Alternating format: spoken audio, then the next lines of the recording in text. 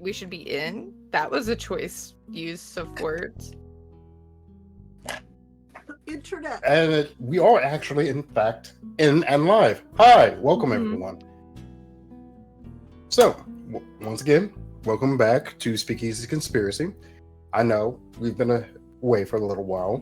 Blame my lungs. They're still not exactly cooperative, but we'll see what we can accomplish with what we got.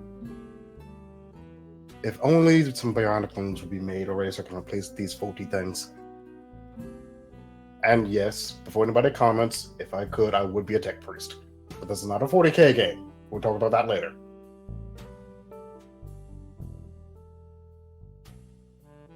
Cass, what's with that look?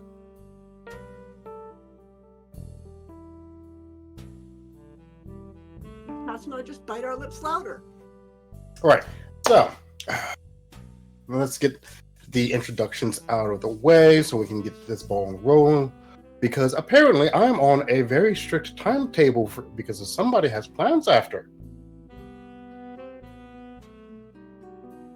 Not me, I have a life. My friends just got back from their wedding, okay? I haven't seen them in a month. Cass, good job telling on yourself. I was going to leave it vague. I was making a face. Everybody knew it was me. To be fair, you're always making faces. It could have meant anything. Case in point of my faulty lungs.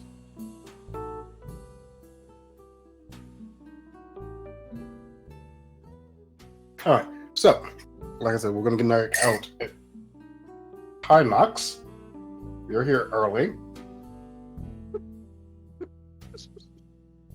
So, we're going to go ahead and get introductions knocked out real quick, going around in overlay order. Janie, if you could lead us off real quick while I deal with the cat in my lap. Hi, I'm Janie. I'm playing Hattie today. Janie Potts on social media, Janie Potts 7575.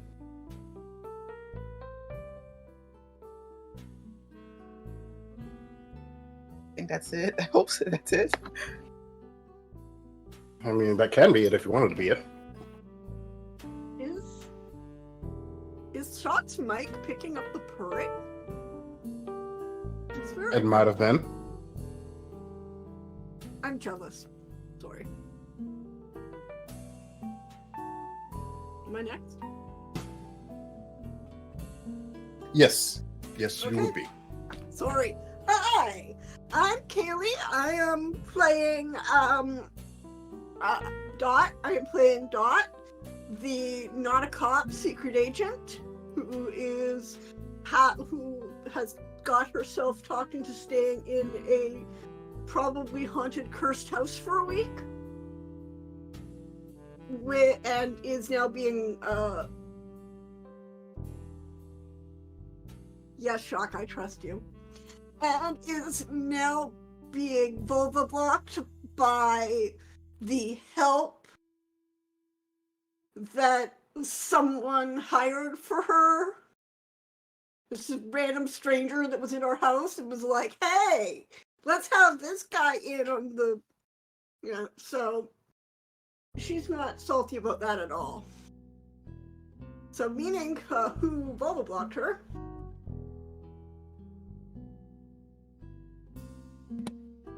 Hi, it's me. I'm the bitch. Hello. My name is Cass, better known as Yoda or Yoda Almighty. I am playing your favorite crime lord, who's now stepmommy to little snake baby, Tiffany. Tiffany is fine. Everything's going great in Tiffany's life. I may be my third favorite crime lord. That's fair.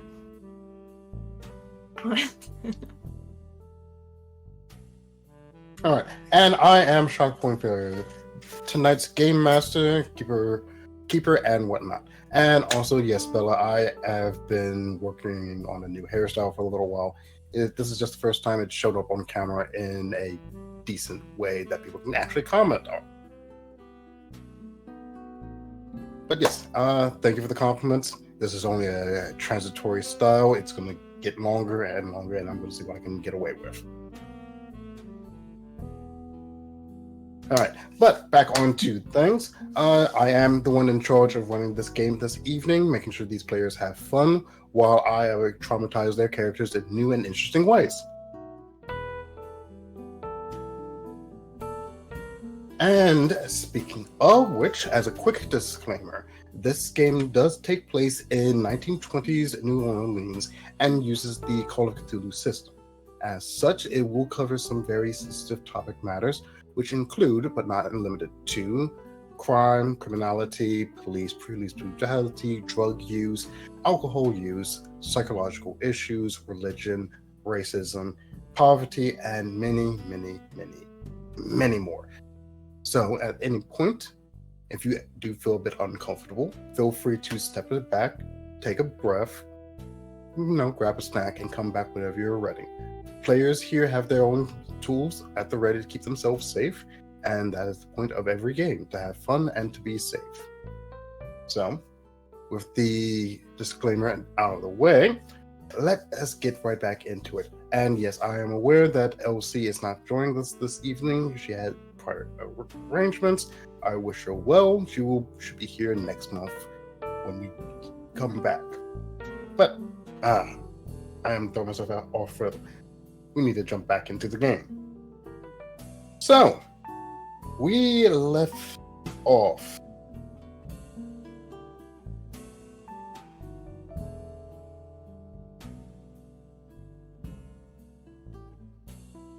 Okay. Oh, I'm sorry. I was distracted a bit by a different chat, and I will answer what that means later, Kaylee. So don't worry. Don't worry. Well, I'll tell LC what Kaylee means later. But as I was saying, we left off last time with the auction closed, everything dispersed. Some old faces once again put into the ground, and this time burned. Hopefully they will stay in the ground.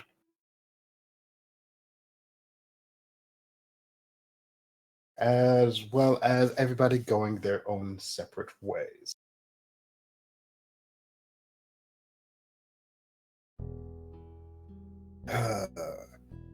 Pip going back to Dot and Hattie's house to stay.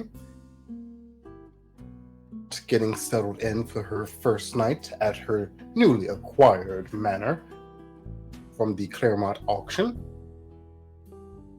And forgive me, where did Tiff go after everything was said and done last time?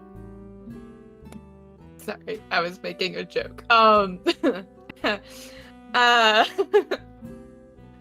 Tiffany went back to her new place of residence, one of her family's other properties in the city, and was then going to either go to Geo or have Geo come to her. All right. So we're going to pick up almost immediately after last time.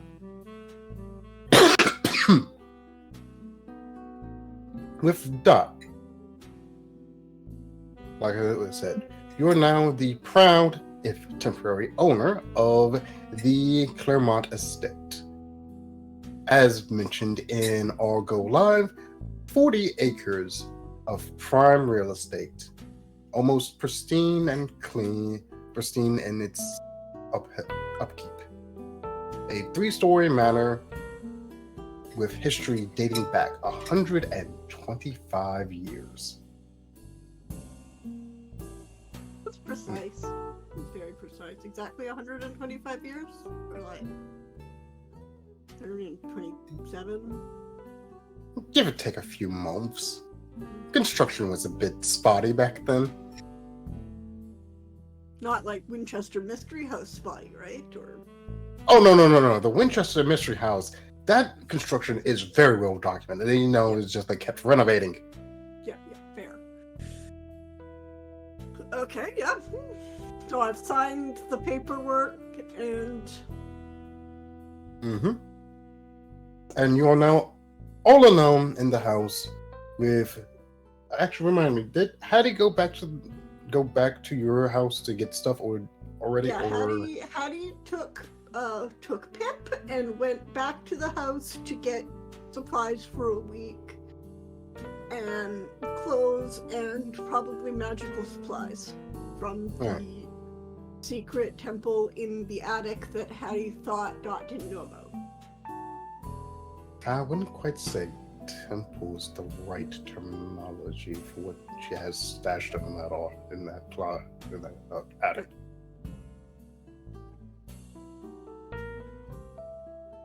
Well, Dot had something, or Hattie had something secret going on in the attic that she thought Dot didn't know about. Yeah, fair enough.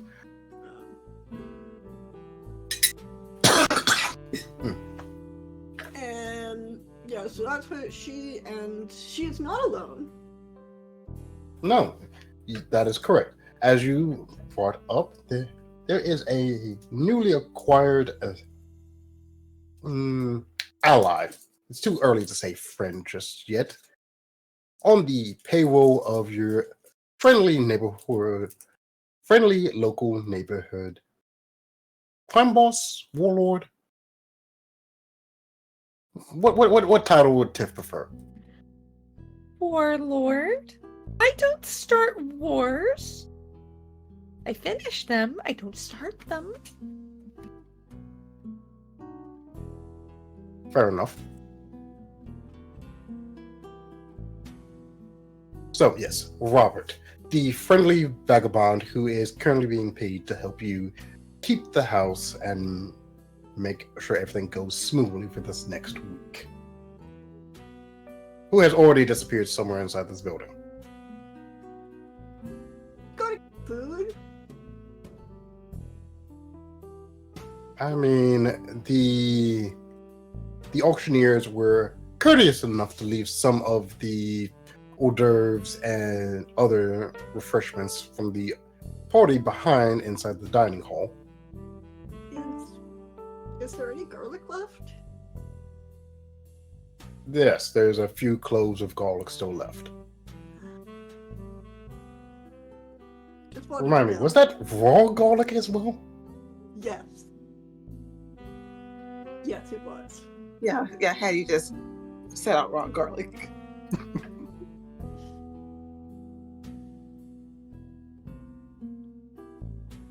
So yes, there are several plates of little dainty finger foods and whatnot all around, and it's 1920s finger food. So don't expect anything too fancy. Mostly meats, cheese, crackers, some fruit. Now, are any of the staff staying on? No. Yeah, I didn't think I'd be that lucky. Alright.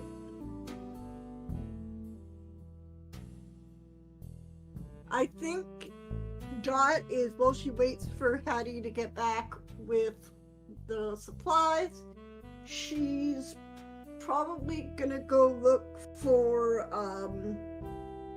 what's his face? Not Odysseus guy. She's gonna go looking for him. You mean Robert? Yes. Why are you calling him Odysseus? I said he's not Odysseus. I called him not. Why are you calling him not Odysseus? Because he showed up dressed like a beggar in the middle of a fancy party. I mean, Odysseus is not the only one to have done that. No, true, but he is the most famous.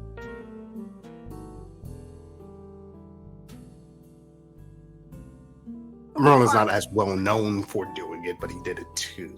And I'm also reading the Emily Wilson translation of the Odyssey right now, so it's on my mind. Okay, fair enough. That makes sense.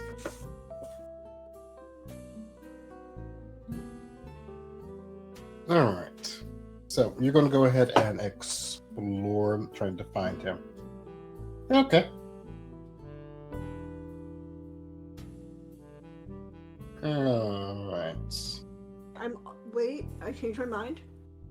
Before that, while he is not here, does the manor currently have a working phone?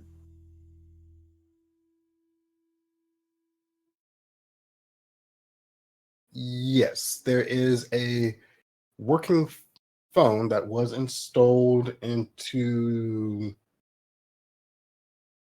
here we go. The kitchen. Oh my.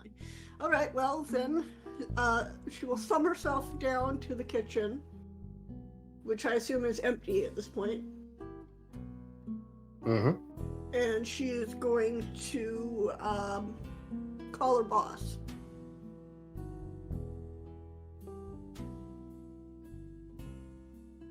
Okay. She hasn't made a report yet, and this was a work assignment. Refresh my memory. When was switchboards, like automatic switchboards, invented? Looking it up because I don't. They were around. I don't know if they were in use.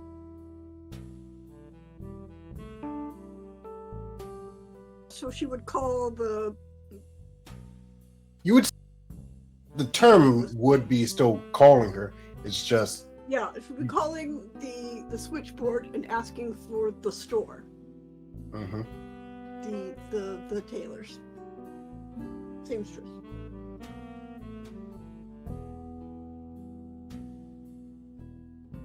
Okay, 1891. Mm-hmm. But there were switchboard operators into the 70s, so Yeah. depended Right. on the Yeah. But That's I what I'm assume that if anyone would have an automatic with a direct line, heck, there are. I apparently somehow accidentally switched over to Indeed, and if there are people still hiring for switchboard operators. Oh wow.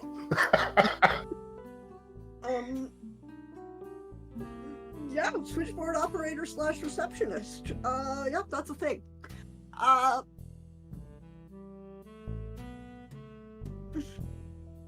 Look, y'all, it's in. that's part of what I do, which is I answer all the phones and then I transfer to people. That's human call screening. Honestly, Yeah. in my day job, I prefer human call screening over the automated systems that so many companies use. It drives me insane. Yes, of course I'll put you in their voicemail. Yes, of course I'll tell them you called, and then I don't. Yes, The boss is true. talking. There is the whole fact that I get paid yes, to there's do an it. option. Yeah, the But yeah, whole. but I don't know. I think if anyone would have like a more secure one that didn't have to go through a switchboard, it would probably be the spy shop.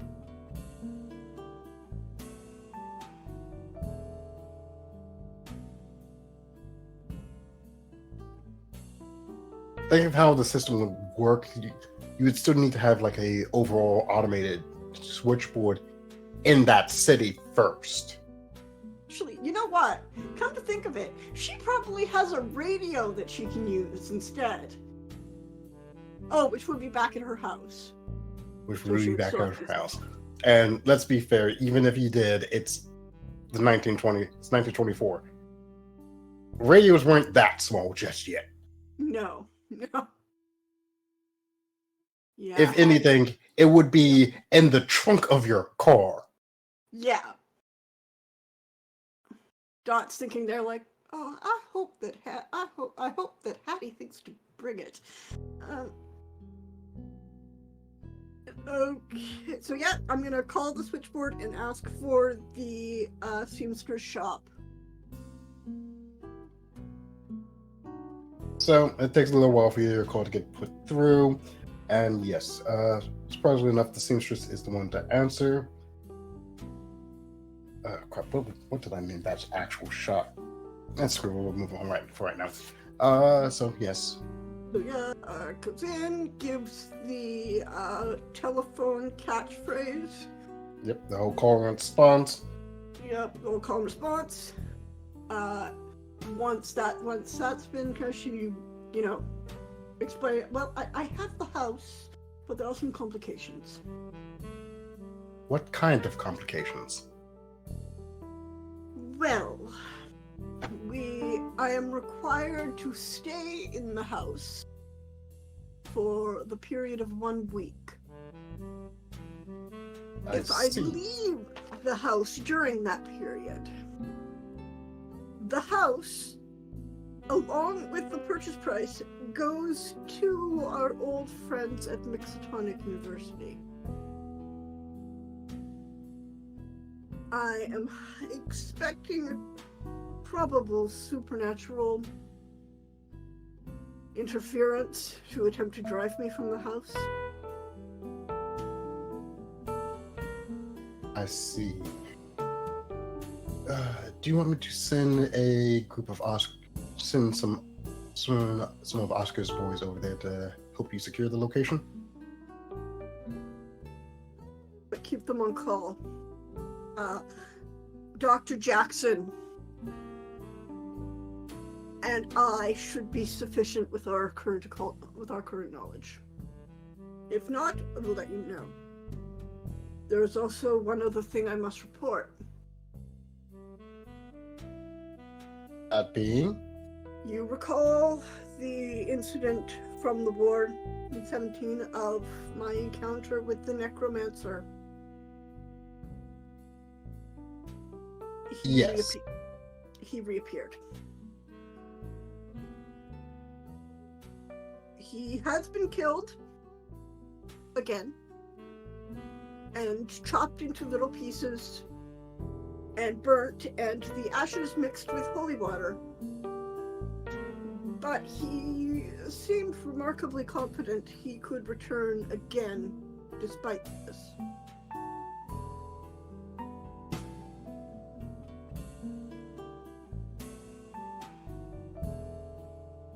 Is alarming news.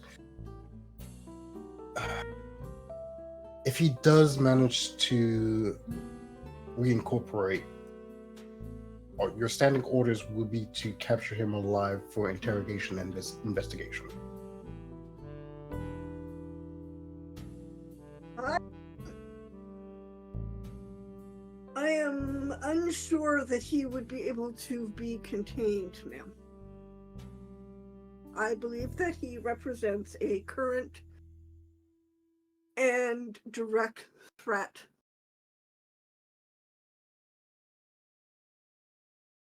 He seems to, from what you're saying, seems to be able to be physically harmed at the very least. If nothing else, impale him to a wall and we'll collect him from there. Yes, ma'am. Is there anything else, ma'am?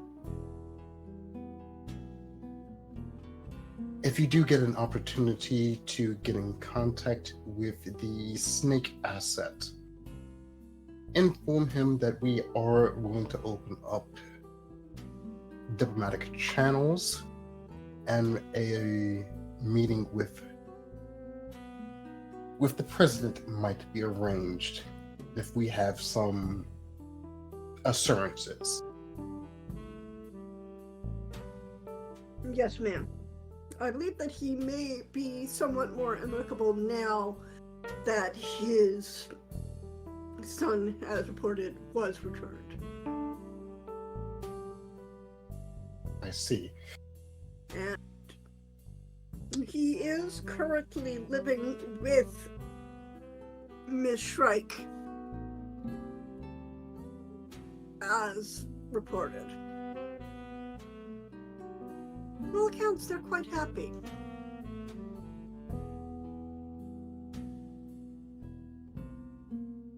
See, has there been any improvement of your relations between yourself and Miss Streich? Is it possible for us to cultivate her as an asset?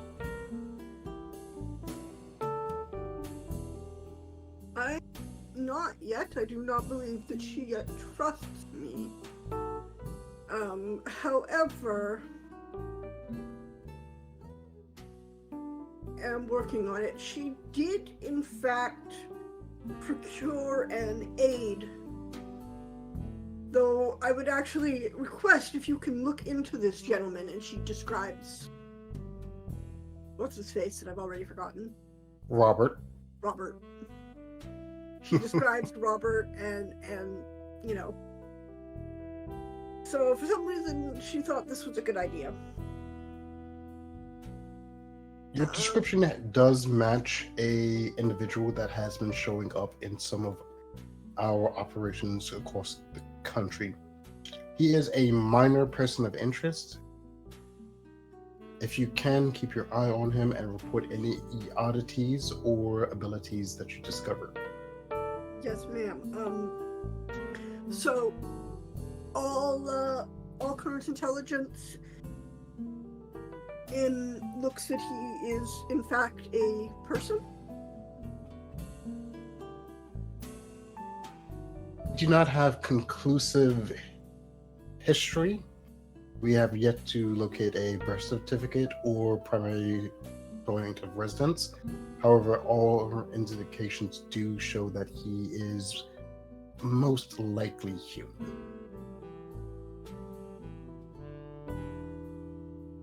Potentially a relief. We'll see. I will do my best to cultivate and learn more about him. Excellent. If that is everything, I believe this call has gone long enough. Yes, ma'am. I believe that my secure radio should be coming.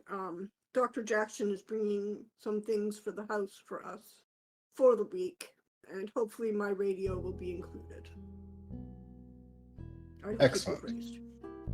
Excellent. I will await your next report. Thank you, ma'am. All right. And with that, yeah. Call ends, and the room returns to silence as you hang up the phone.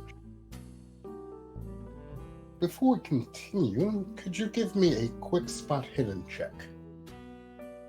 Oh, God. Oh, God. Pat, where are you? You rolled so well last time.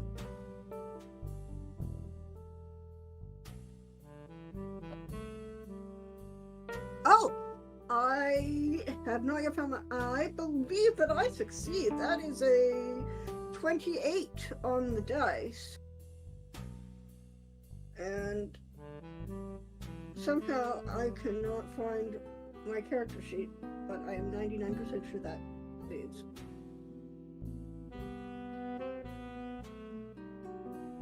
All right, I'm going to take your word for it. So, Yep. in the corner of your eye, sitting in just a dark corner of the kitchen, out in the open on the counter,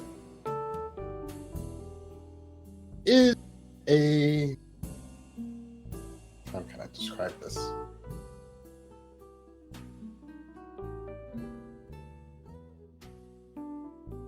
Is a very pristine knife. Pristine which? Knife. Pristine, simple, wooden handle, metal blade, straight knife. Like kitchen knife? Mm, Kind of knife you would expect to find in a kitchen where I'm currently standing? and no. Like, you can identify it as a knife, but its exact style you're not entirely familiar with. It doesn't look like a knife you would normally expect in this kitchen. The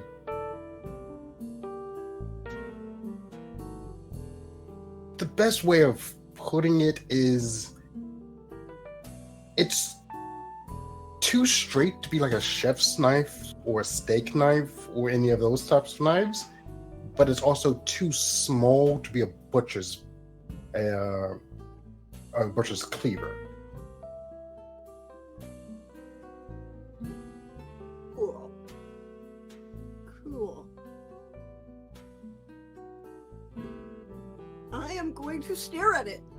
Do I notice anything super, like anything unique or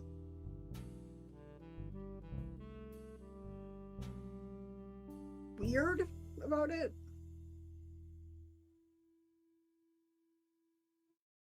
I mean, the one thing that strikes you as a bit odd is, like I said, it's in a dark corner. Like there's shadows, everything around it is all nice, dark shade and whatnot. The knife itself looks like it should be out in the bright sunlight. Oh, goody! Something else that is that looks like it should be have something to do with the sun. No, This isn't a theme at all. and I'm not saying that it looks like it has to do with something. What I'm saying is, I guess the best way of explaining it would be to use a bit of an analogy. The entire world looks like it has very, very good lighting and shading and all of that. This looks like it doesn't have the light filters on its render. It looks bright when it should be shadowed. It looks out of place. Okay, well, I am not going to touch that with my bare skin.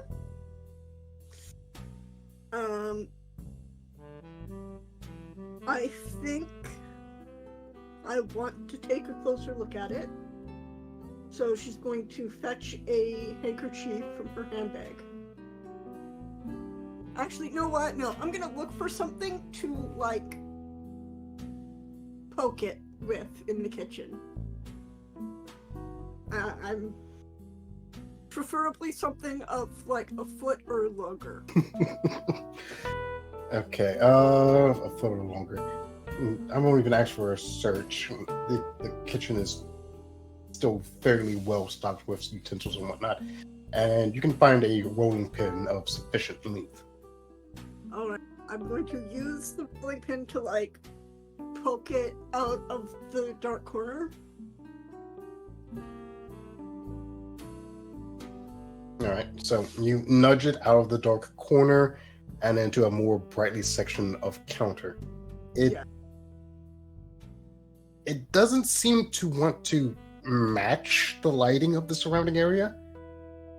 It's still that off-puttingly It's from a bright. different reality, almost. Like someone used the wrong Photoshop tool. Yes, that would probably be a good way of putting it. Oh no, it's the tinted Photoshop knife. The handle is wood, right? Not Adobe.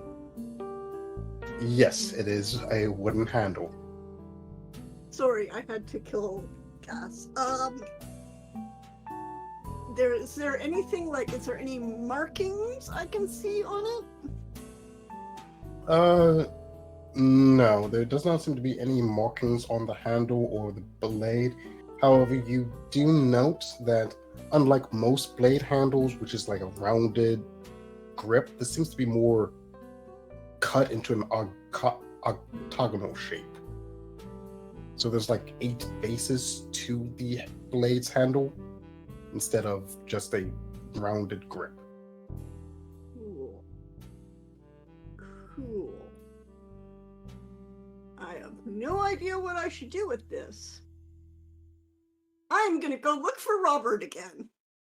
And I'm gonna make the semi-disposable man touch it.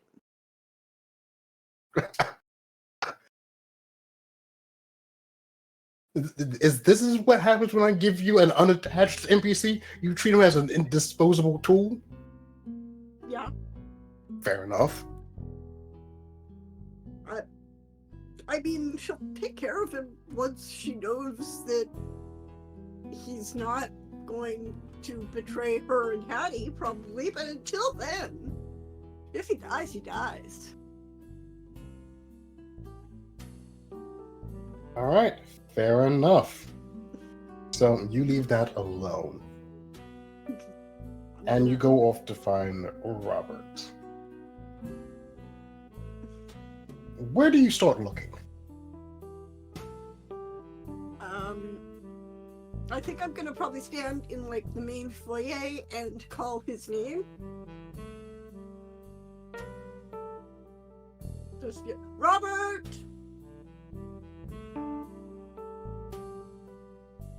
Robert, are you around?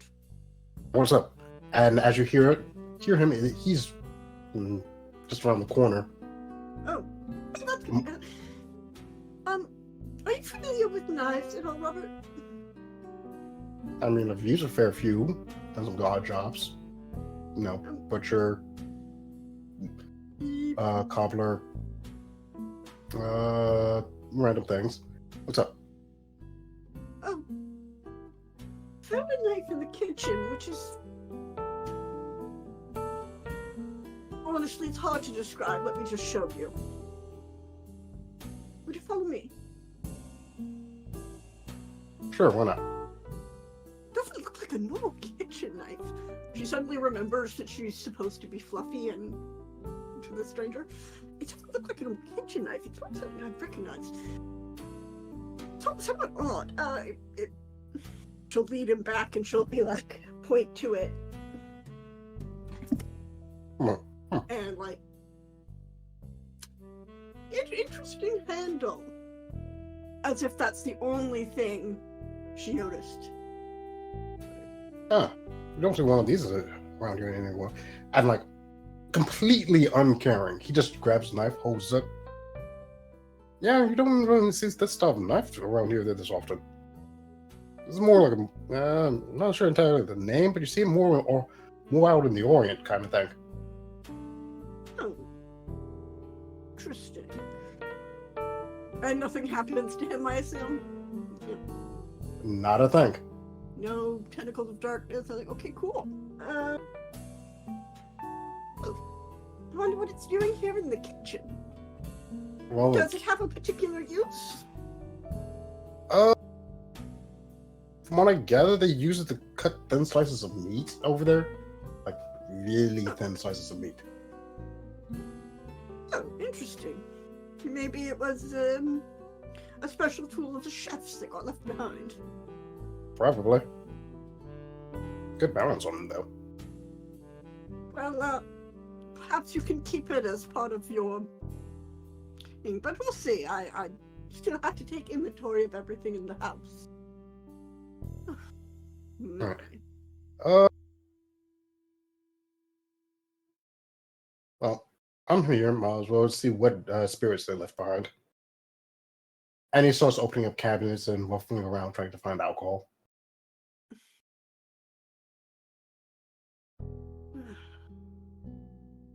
Well, if you get it, then Hattie won't. Very well.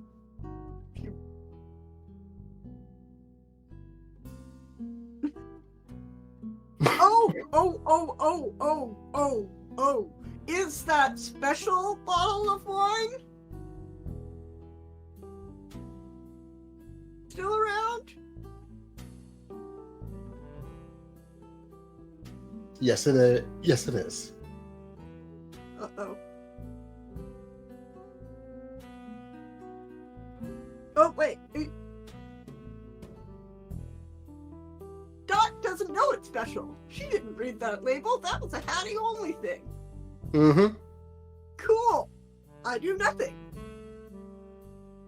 So yeah, Robert does find said special bottle. Ooh. Yeah, I'm gonna set that aside. That's not my type of. That's not my cup of tea.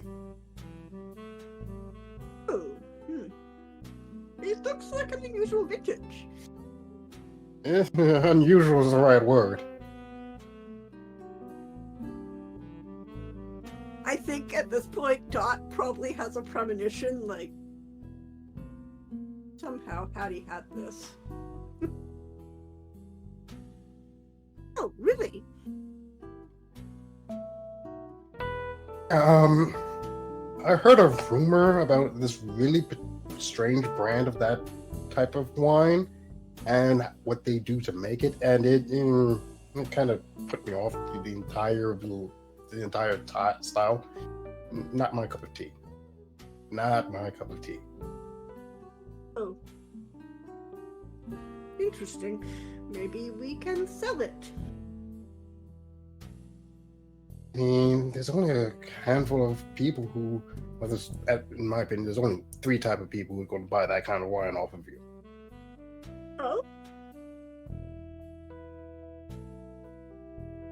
The crazy collectors, the just plain crazy, or the people you don't want to talk about.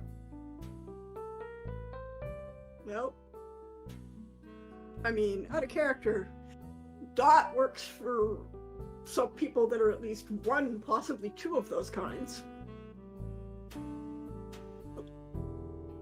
Well, that's, well, this is New Orleans. I'm sure we can find some of the crazy collectors here. Those are just plain crazies. Oh, I should tell you this. First time I came through the town, I stayed with this lovely couple. Like, no shame against them, but they thought they were actual vampires. Crazy, right? My goodness. Truly, all sorts of things happen in this town.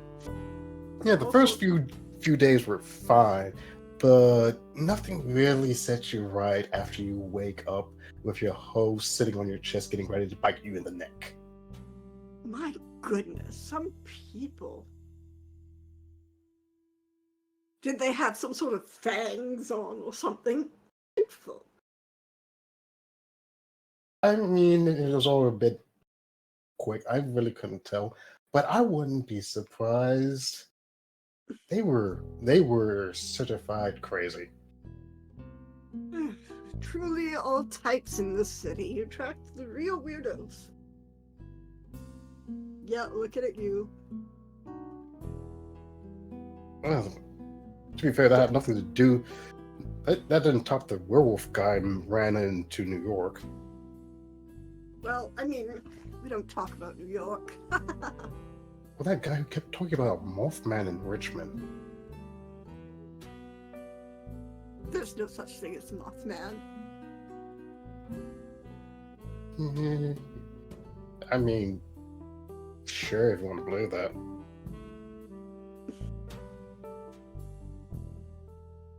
I Dot is going to institute her.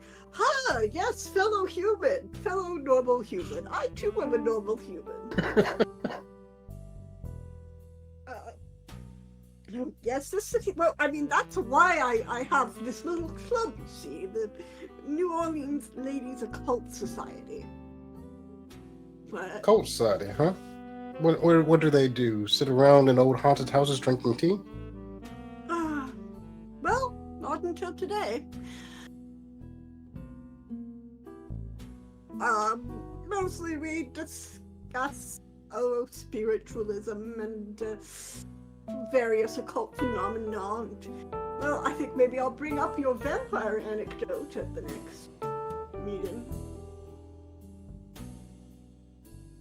Right. Okay. Well. I mean. Still in town. Would you like to share it? Sure. I mean, I always like an opportunity to rub elbows with the upper crust. It'll be fun. I'll be happy to share my anecdotes with them next time they meet. Oh yes, it'll be in a couple of weeks. So might be here, might be back at my old house. But we'll see. Yes, it's just it's a little fun, isn't it? All those weird, silly things, vampires and things that go bump in the night. Ridiculous, right? But sure, it's a little ridiculous. Some of it is all too real, and you should be very careful. Oh yes. Oh yes. Nothing really sets you right after you see somebody explode when they screw up a Solomon strap. Explode? Tell me, have you ever heard about necromancers? In passing. Oh, well, I heard this one fellow. who claimed he couldn't be killed. Person who said that they had themselves killed him once. And, well, that he'd just come back.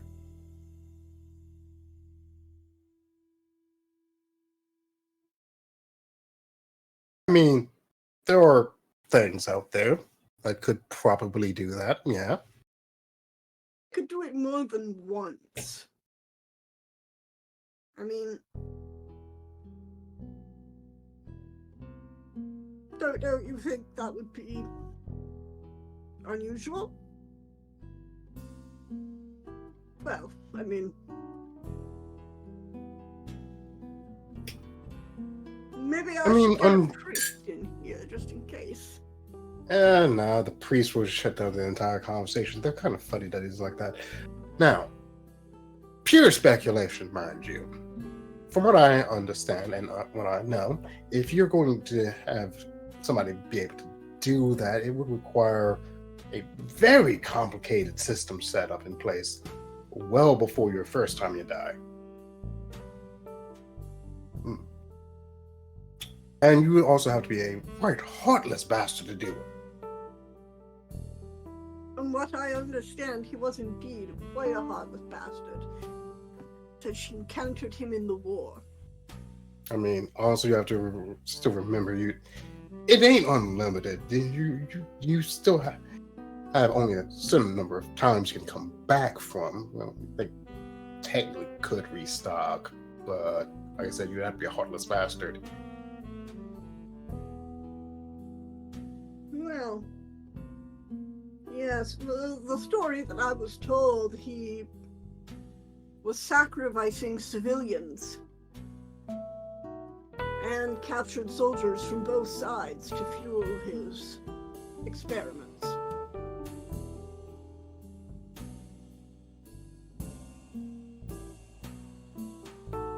I mean,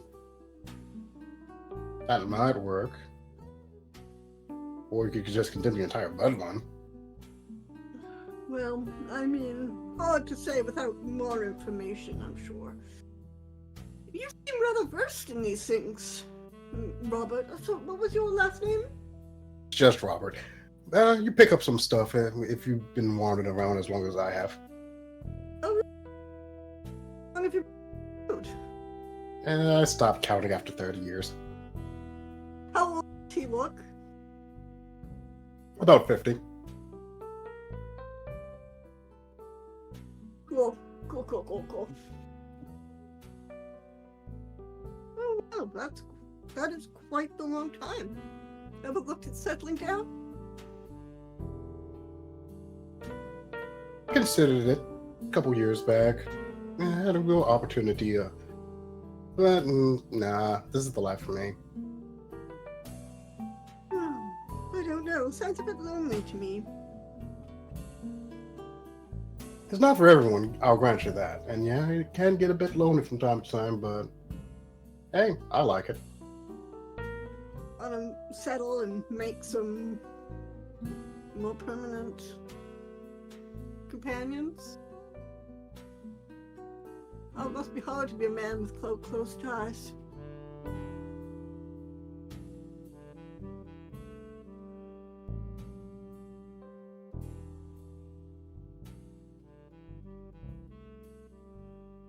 Are you trying to make a case?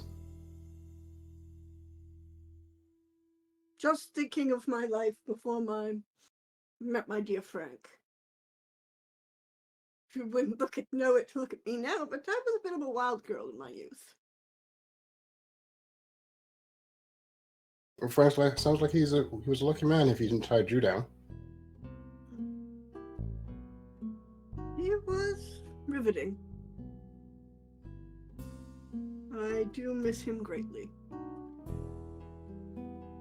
Especially he was murdered. One of the things that got me interested in the occult, rather.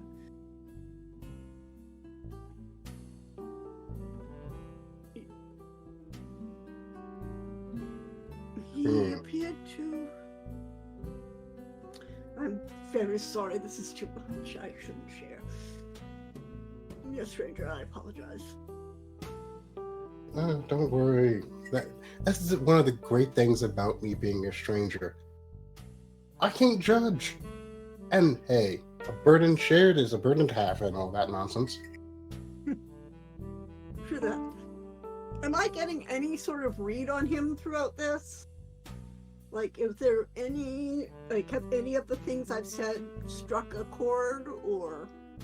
Not, he's been a affable, jolly old friend. Okay, cool fellow human, yes. Well, thank you. Tell me, have you wondered, have you heard about any other garish ritual murders?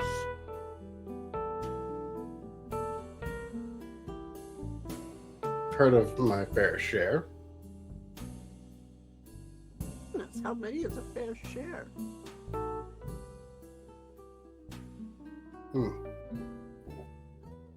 That depends on who you ask. If you ask me, like 7, 8.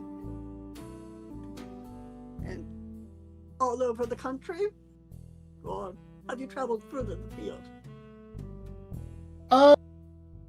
Left these shores a couple of times. Something always calls me back, though.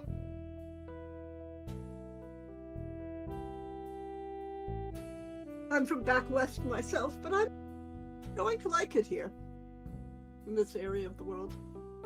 When you said you were a wild girl, I didn't expect you to be a full-on frontierswoman as well.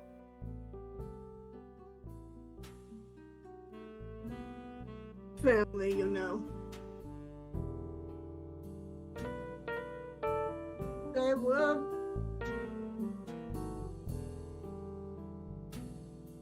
interesting in their way. Family does have a way of being that way. You wouldn't expect someone who looks for a new world to be so conservative. But there we go.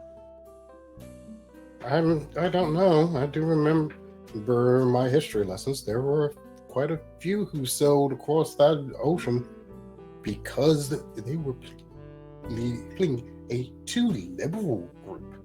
So, Well,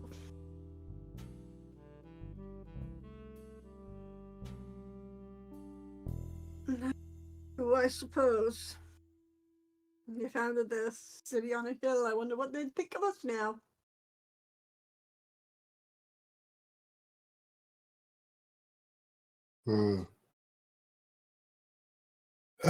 that we are living in a life of sin, in the capital of sin, that we drink too much, we party too much, we dance too much, we talk too much. Puritans like that are always so uptight about everything.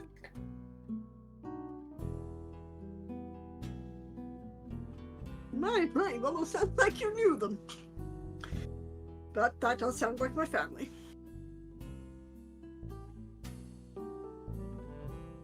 Well, I'm sorry to hear about your loss of your Frank. I hope that going forward, you do find somebody to spark something similar in your life. But I'm going to go ahead and tell you that you're barking up the wrong tree if you're looking at me for that. Sorry, I missed the last part you said, Chuck. Bark up the wrong tree? If you're looking at me for something like that. Goodness. With all due respect, Mr. Robert.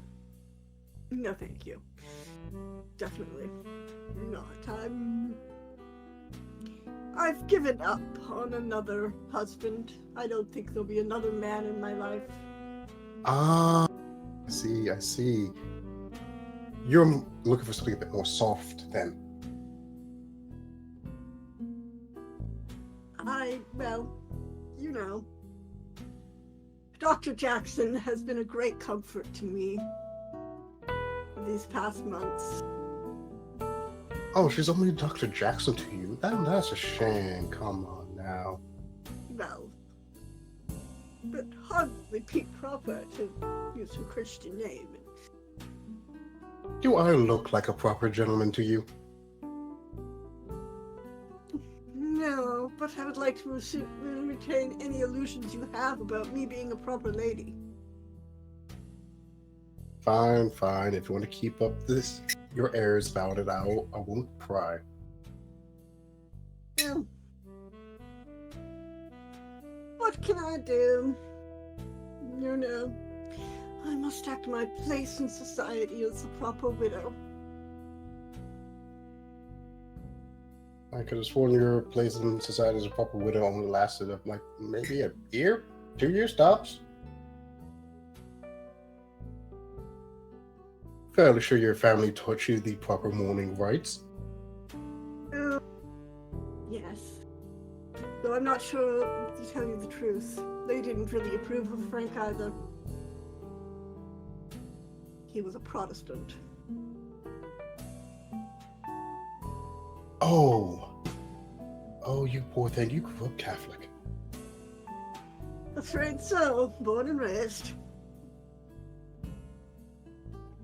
But Father Gabriel, at our local church, he was a very fine man and preacher.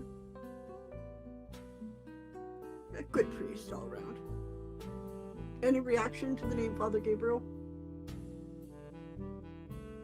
From what I heard, yeah, Father Gabriel does strike me as a good preacher.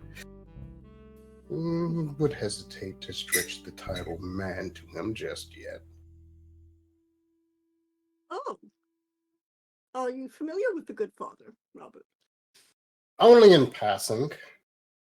I need to pay my respects to him every time I stroll through town. Well, actually thinking of inviting him up here to bless the new home, as it were.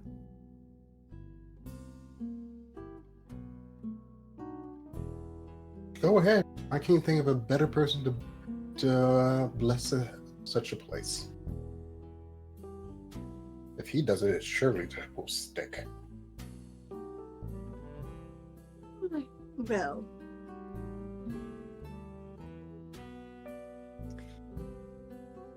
truly, but, well, I'll have to send someone with a message. I don't know if he has a telephone in the church. And, well, I cannot leave. Your good friend Tiffany did pay me a fair bit of funds to be your assistant. I can run a few errands for you. Appreciate that. So it is getting later in the evening now. Though, actually, do you think you can go fetch dinner for 3? I assume Dr. Jackson should be returning shortly. I can do that. You'll be fine all by yourself in here? Should be fine. Yeah. I'm a big girl. Thank you, Robert. Not a problem. All right. He sets down the glass that he's been constantly refilling from various wine bottles on the counter, and he heads off to go get some food for 3.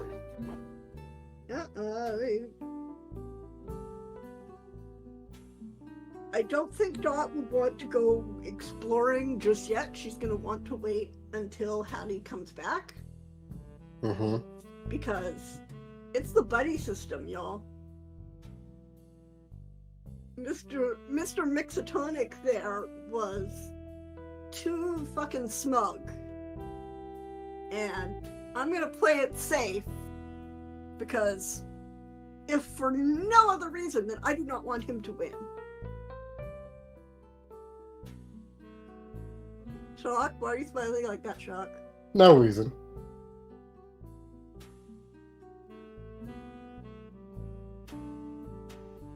Wait. Shock, stop. Hey, look! Cassidy hasn't got a chance to speak yet. You are right. So, you know, I've been sharing way too much of the limelight so far, I think. No, you and Hattie are homeowners now. You go on right on ahead. No, how is your family? It's your turn to shine. Yes. So you said you were going to go ahead and try and get in contact with Geo to pass off the good findings that you had? Yeah.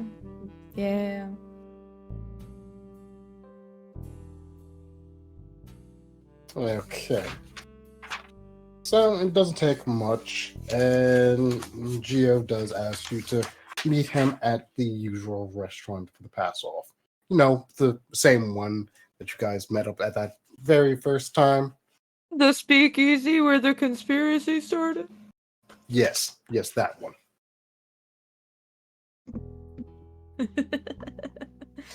Yeah, I'll show up.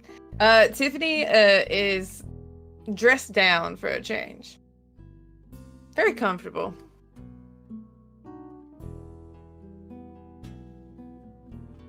Geo is not looking as well put together. Like, he does have the trappings of his usual upscale style of dress, as was expected of him, of a high-ranking mafioso, but his tie's undone, his vest is hanging open, and he's kind of slouching in his chair. As you look like shit, Gio.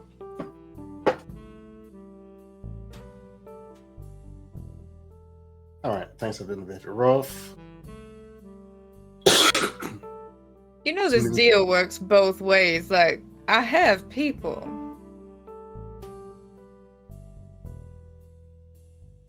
True. But I've been asking you to do a bunch of jobs. You haven't been doing the same to me, so... Oh, believe me, I'm keeping camp. But my other businesses aside, how did the auction go? I will produce a picnic basket and slap it on the table and pull out everything that I stole. Oh, fuck, I forgot about that. And then I will... The jewelry box was like a tall thing, right? Yes. I will snap my fingers and have two people wheel it in behind me. In a box. So it went very well. And I'm good at what I do, Gio. That you are. Did you have any trouble? Oh, yes, a few things. Like? Zombies,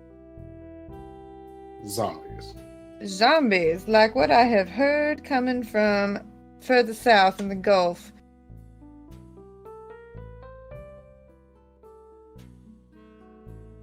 The undead. I really don't need this right now. No one needs that. Oh, and Dorothy bought the house. She can't leave the grounds for the next 7 days, I think it was. But the Miskatonic folks seem very confident that she would fail.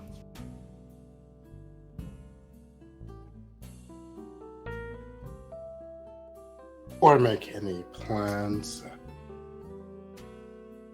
How upset would you be if I did try to force her hand in that situation? Make a leave? Mm-hmm. Well then, as I understood it, the house goes to the Miskatonic folks. Then, I'd be very upset if they got anything that belonged to us. Oh, sorry, that belonged to this town, rightfully. They are interloper Yankees. We ain't giving them shit, Gio. You barely pass. we're here. Your daddy wasn't. Neither was yours. My mama was, though.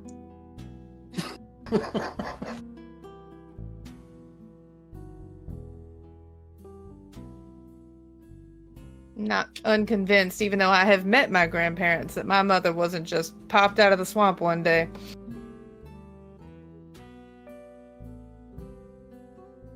All right. So, I won't have my boys pay her a visit. That's fine. If she manages to keep the house, that's all well and good. However, if she does happen to fail, feel free to inform me, and I can move a few of my folks in, and we can start claiming squatters' rights. Gio, I'm gonna say this to you because you know what I get up to. I feel like the Miskatonic folks would eat squatters, and that is not a euphemism. I wonder if they can eat 557 then. Would be might be overestimating your abilities here. They're prepared. They can prepare all they want. Nobody prepares for getting sucked in the mouth.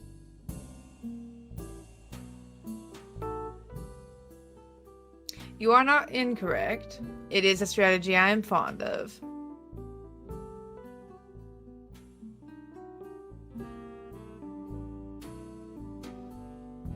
You might be needing to make a deal with Adahe, is all I'm saying.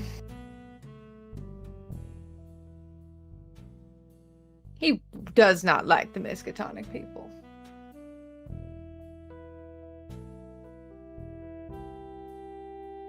I will consider talking to your boyfriend. Oh, don't call him that.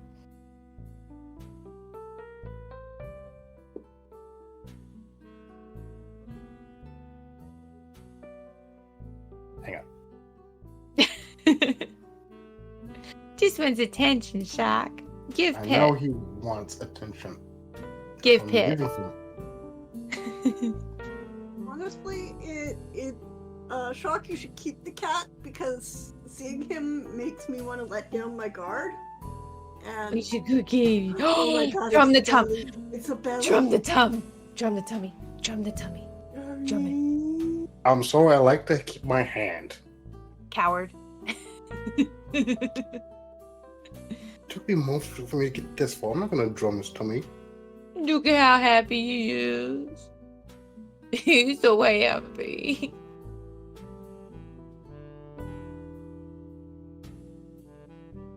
You're more popular than I am. You know that?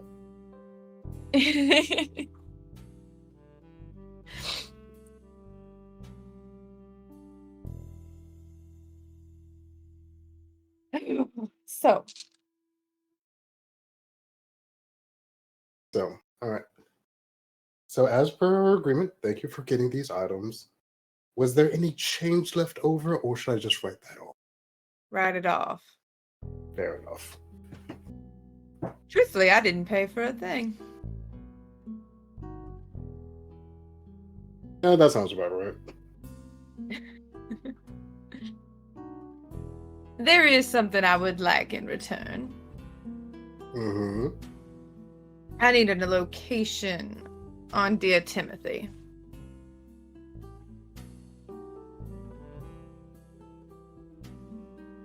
I'll ask around, see what my boys know, and see if we can find out where this Timothy of yours disappeared off to.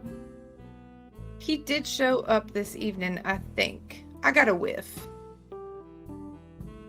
But he's been ignoring dear Penelope, and that's just rude. She would love to talk to him. Nice. Give me that part. There's something stuck on your claw. Come here. This cat is the happiest cat in the world. Like, Oh, clawing. Nice. Look at that. Look at me. he's like, I'm innocent of all crimes. I've never done anything wrong in my life. Shock, like, you know, Shock, that cat is the perfect accessory. Look, if you want to set us on our What's games- this? What is this? What did you get into? Oh. Nothing, father. What you mean?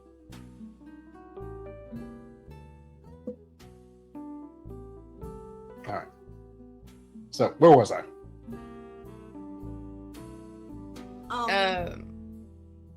You were about to grant us all fabulous riches and no threats. Yes. No, that doesn't sound like me. That doesn't sound like you though. You were agreeing to help me find Timothy. Right. So yeah. Yes. I talked to my boys, see what they know, see where he ran off to, and yeah, that's right. You were saying something about him ignoring Penelope. Yes. I think rude to ignore your fiance.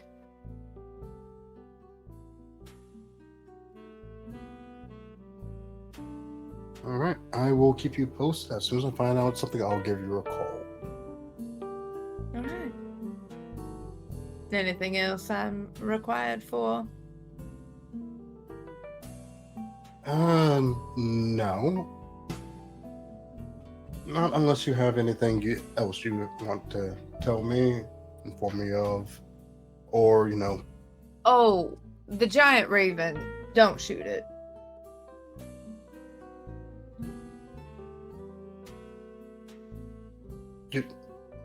You told me of the existence of a giant raven, and then you told me to not shoot it. Why should I not shoot the giant bird? Because you might kill me.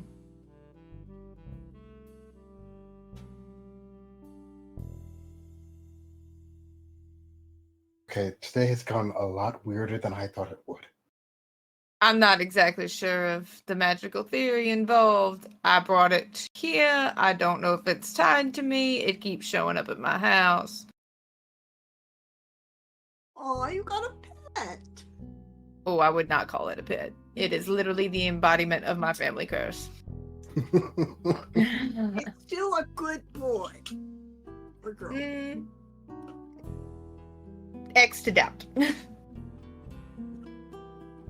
If it was a dog, we would say it was a good pupper, even if it was a hellhound. I failed to see how a giant flesh-eating raven is different.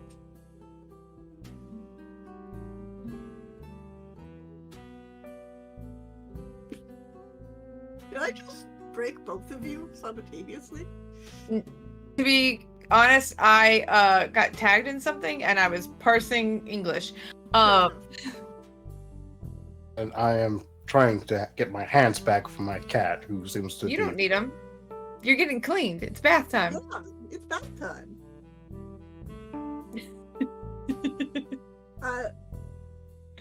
I don't know. We should move this to OnlyFans if this is gonna keep going.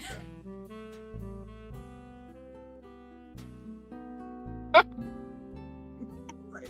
Sorry, I had to break Cass.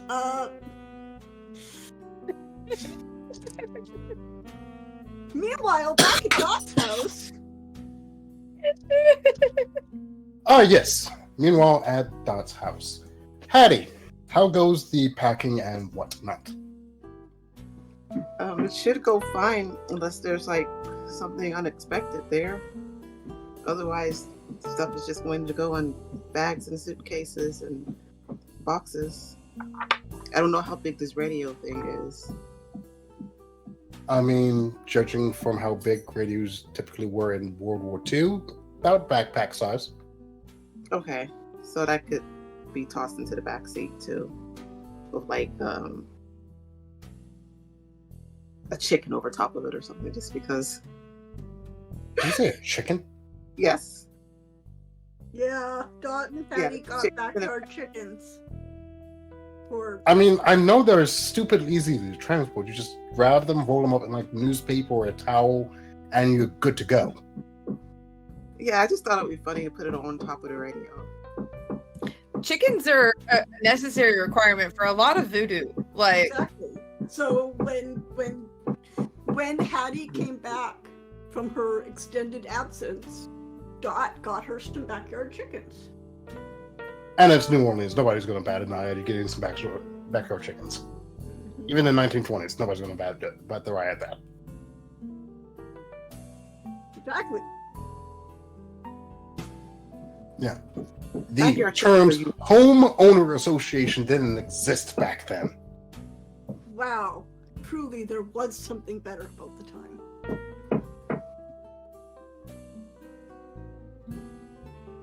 So yeah, as long as nothing else comes up, she's just gonna pack everything, not everything up, but at least the stuff for a week up.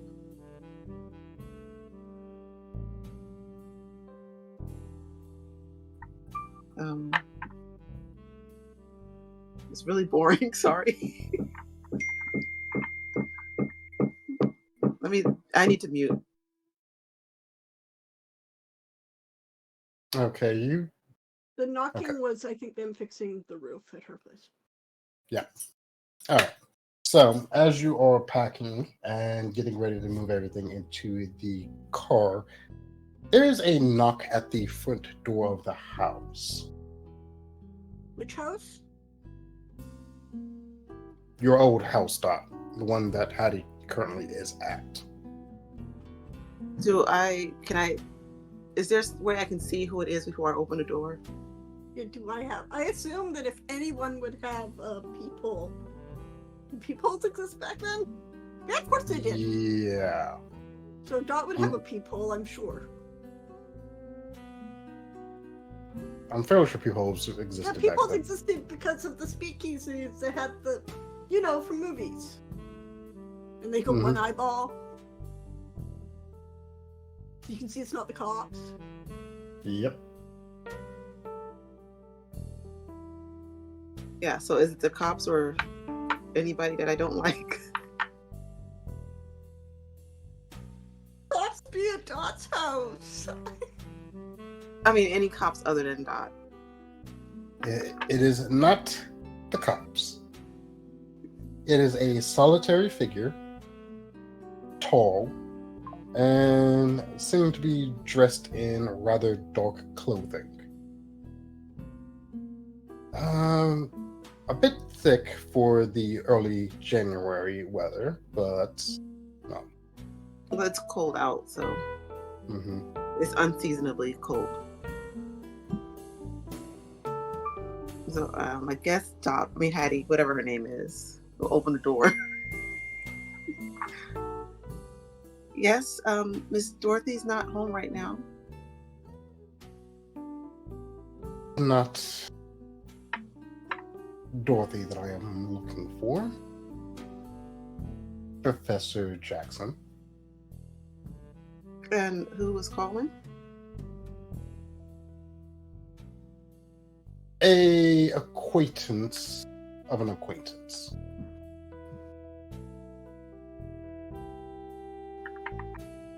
What's your business here?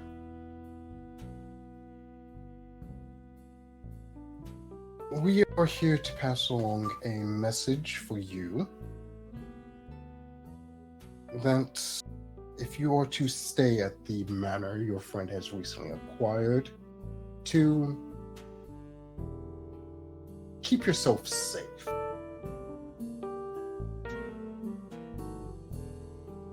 Do not look into any corners that you do not need to, and try not to linger for longer than you should.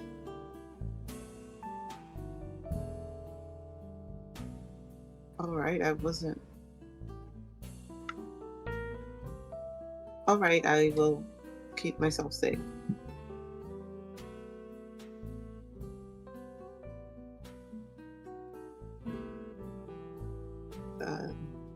Thank you, I suppose. What acquaintance do we share? Give me one moment. I need to double check the name here.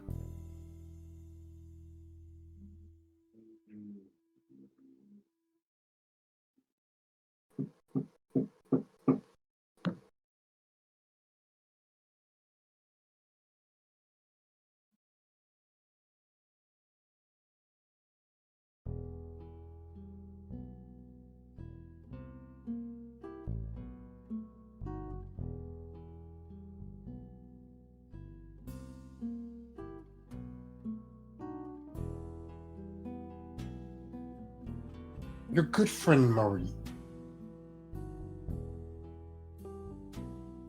is our shared acquaintance. I understand. I'll remain safe. Thank you for visiting.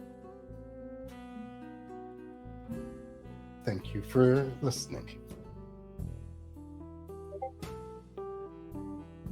You can see that kind of shakes Hattie up a little bit. Alright. And the figure does not really linger for much longer after that. And doesn't really also say goodbye. They kind of just But she wasn't about, expecting. yeah, they just about face and move on. Yeah, Hattie wasn't expecting much more than the warning. But that she's kind of shaken up and let's just kind of try to hurry up and load the car. Because I don't think she has the phone number to the mansion or knows that there's a phone there. Alright. So, I believe this is a good point for us to take a quick break. And we'll be back in just a few moments if everybody's all right with that.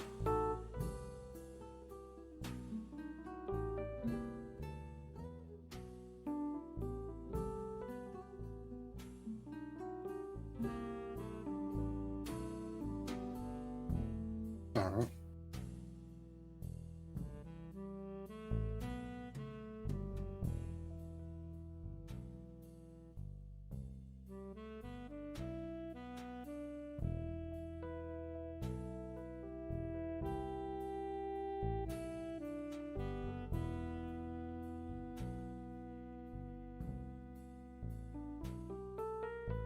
Just waiting for our tech to take us out. We'll be right back, folks.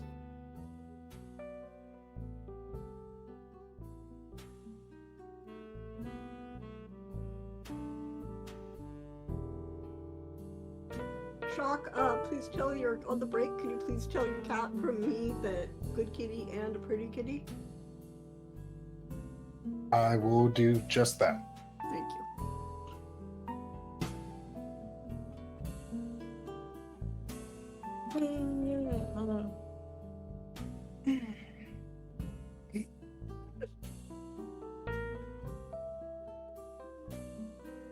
I like that your cat does seem to want to come at high drama moments. Mm-hmm. Like,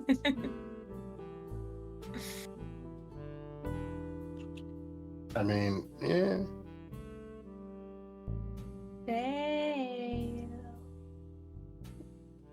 hungry.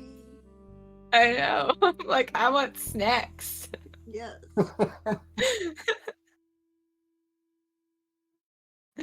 Gonna get hangry. You don't want to when angry. No, I'm not pleasant. So you're getting a little bit of the behind the scenes while we wait for Fail.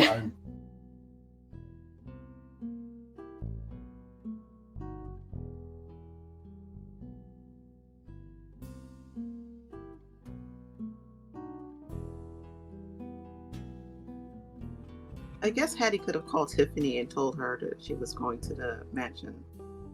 I think we talked like before Tiffany left. Okay. Because I think like Yeah. because I was there too, and it was before the deed went up. It was you have to physically stay here, Mhm. and I just assumed Hattie was staying with Dot. Okay. Assumption. I mean, And then you that's part of chose what. to bubble well- block us. Well, but Hattie being there is why I threw someone I don't know into the house to be potentially expendable.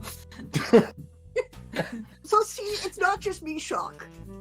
I would like this noted for the record.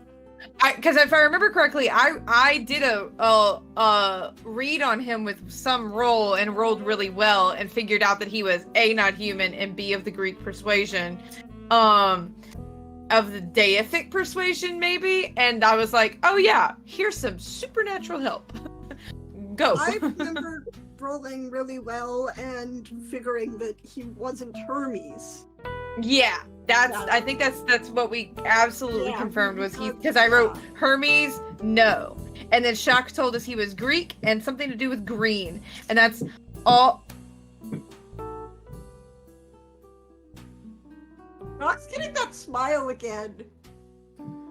I have a list. I put the list in chat of who I think it could be. I saw And, the list. you know, Shock hasn't commented on the list, so I'm just assuming one of those is right. You can assume that all you want.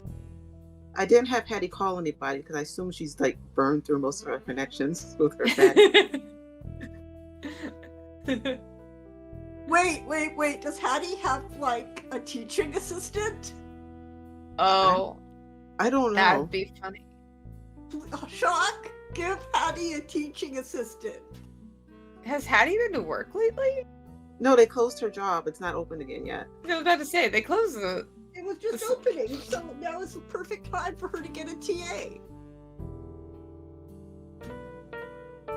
I mean, You don't want us to have expendable She has no connections right now. NPCs? Yeah, you come have on. tenure at least. You can get a TA. Okay. Yeah. Okay, I'll get a TA. I'll have one connection. I haven't completely pissed off yet. You just threw another connection at you that you haven't pissed off yet. I'm Yeah. deliberately Gio. letting drink the alcohol. I guess Gio's not pissed off completely yet. No. Is it Murray with just a Y or is it Murray with an AY, by the way? According to my notes, it's IE. Oh, okay. Even better. My dad's name is Murray, so I was like, I guess you could call Gio and let him know that she's at. Also, when we're out of character in that, I want to say happy Asexual Awareness Day to all my fellow aces out there. we here. Um, All right, I have to go get food. I will be back. Bye, guys. This is why I was calling for break. So you guys could get food and whatnot. yeah. And I mean, I Phil? could try to make something. Phil? Phil? Oh. Ow. I don't know, that works on me.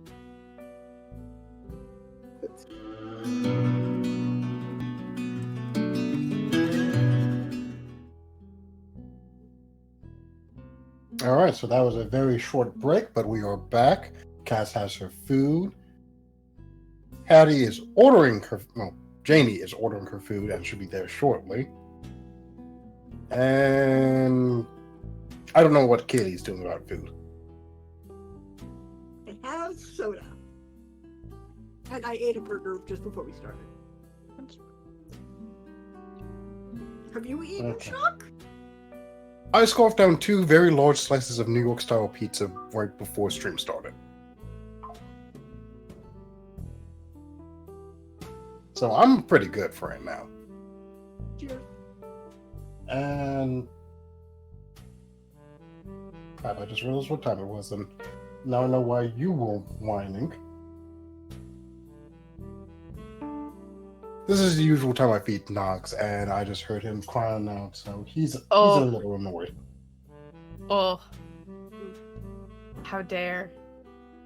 Shame. Look. Ugh.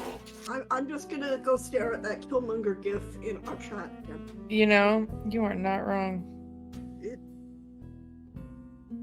guys do that. I'm going to appease the beast for a little while. Phrasing? What? Right at the end, his text to a weird, like, popping thing. You should share that to the general chat. No, not you. Ah, Not you, Shaq.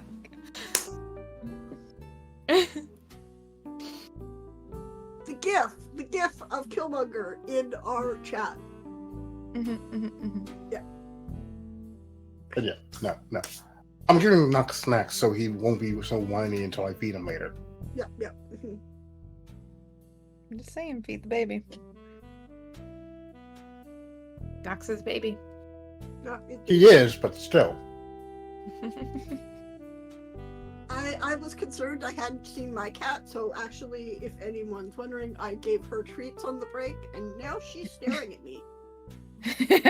Oh I no. may have miscalculated. Oh no. Oh, I summoned the beast! Hi! See, I'm not the only Right. one who refers to their cat as the beast. My beasties are asleep, and that is where they should stay. Lucky, yeah, no. Do not. I don't know.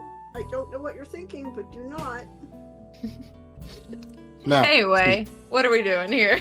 see, my notes originally had a nice little section for Pip, LC, and her promised discussion with Timmy, but she decided to go have prior engagements this month. So we're gonna have to hold off on that and just move right along with my notes here. Mm-hmm. So which one of us is the most danger? Oh, for this entire arc is pretty much going to be Dot. Thanks. Thrilled to be here, folks.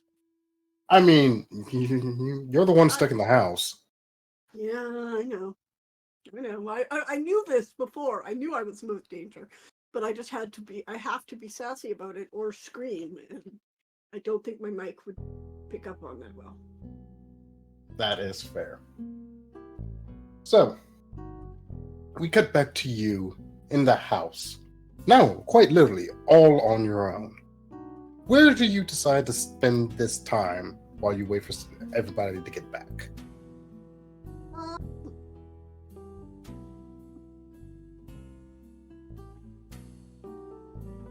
Probably like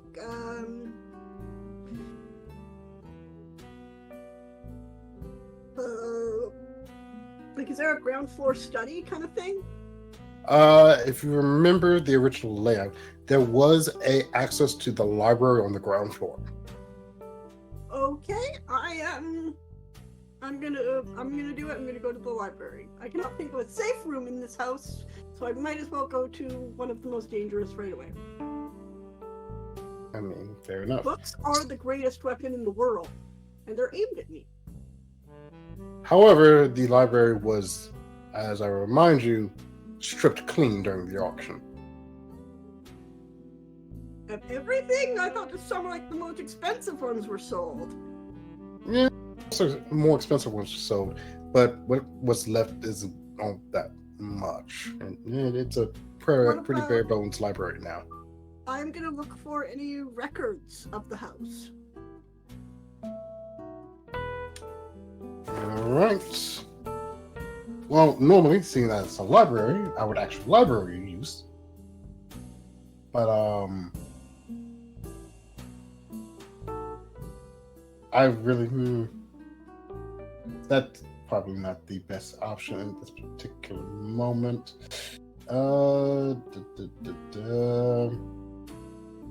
There is no strike. Oh, just search for investigate, is there?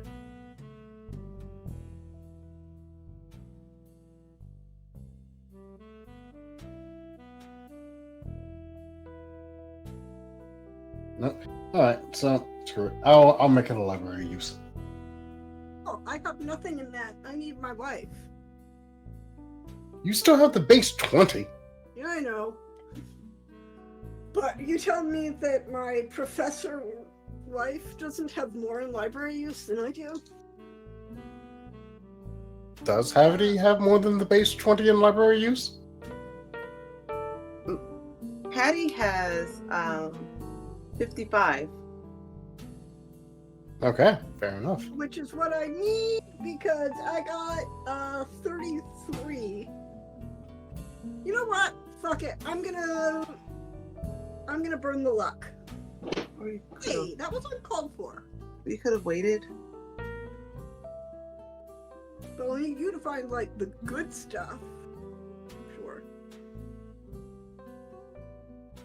So, takes you a little while searching through some very simple stories and whatnot that seem to be library filler more than anything to find the old records of the manor.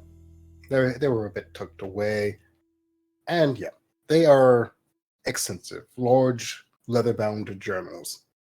I take it you take them to the table in the center of the room Yep. and start looking through them. And look for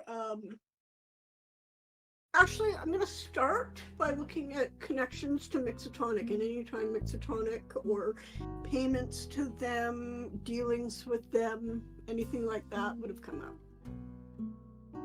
So you flip through the ledgers and the old journals and whatnot. Mr. Thomas doesn't really appear all that often, if at all, in the first few years of the 125 years of information you have here. It's only about, say, 80 or so years back that they first really start showing up. But Then, we can search this. How old is Mixotonic?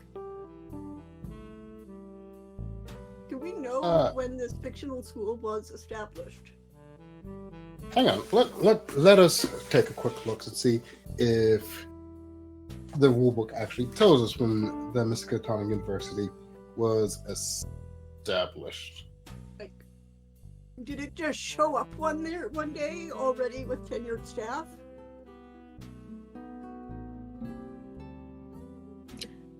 Someone please tell me why miskatonicuniversity.org exists. Because the Cthulhu mythos entered into the public domain and it has been profitable for multimedia ever since. This is wild. Because it's 2023 and every good school, fictional or not, should have a website. Well, it's 2024 and that point still stands. Oh, yeah. I know what year it is. Does said .org site list the year Miskatonic was established? I'm looking now.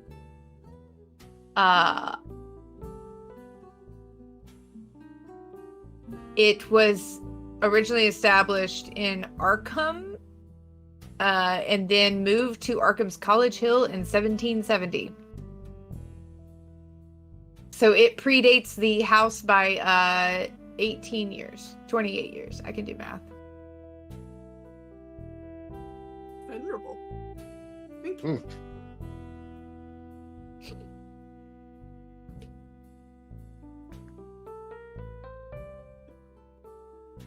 Okay.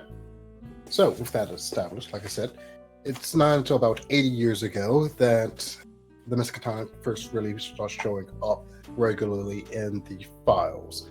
And at that time, it was the head of house who had actually graduated from the college.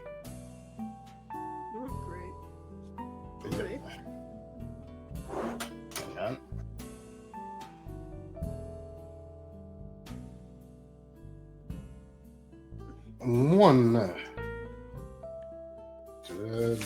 Check my notes here. What is his name? What year was this? That would be 1842, according to the notes.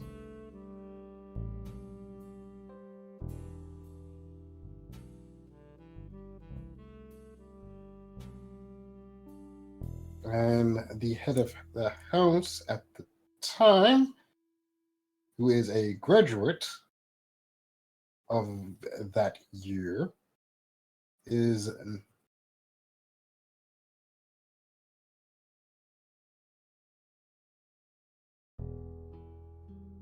was named one Louis Ferdinand Clermont.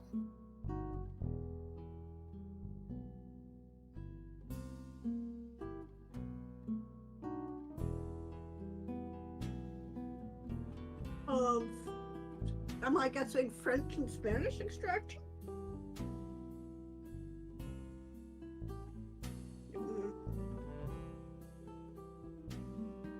Makes sense. Mm-hmm. Mm-hmm. And there you can see that the Miskatonic had regular ties to the family, using the estate as essentially a remote research location in the event that some of their professors needed to be in the local area for research purposes. Cool. What do I see in the last 10 years or so? I assume it remains fairly steady until... Okay, the last 10 years. Yes, the college does continuously make appearances in the records, typically speaking as endowments to the school itself. Small donations are made in the Claremont's name over the years. They have been getting smaller as time goes on. There have been less research expeditions that have used the house as a base of operations. The last one occurring about 8 years ago. Does it mention what that expedition was for? What its purpose was? That was actually, yes, it does. It mentions it as a initial meeting point before going further south as a exploration into South America. Interesting. All right.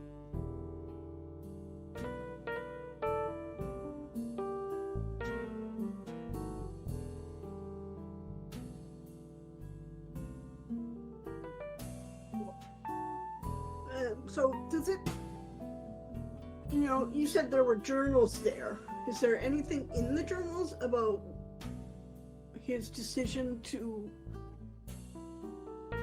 about the interesting stipulations in his will as regarding the house?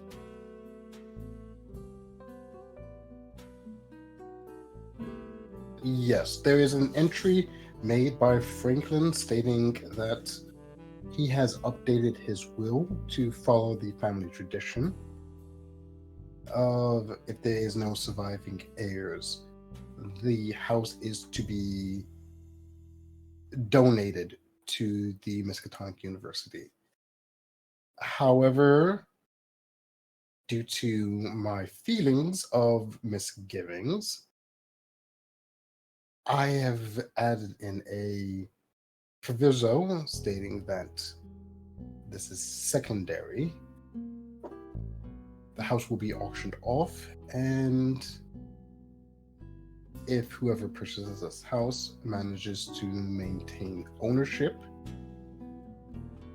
after the attuning period, then they will be able to keep it. Otherwise, it will default to the Miskatonic. Cool. I am going to look up any more details in the journals I can find about attuning.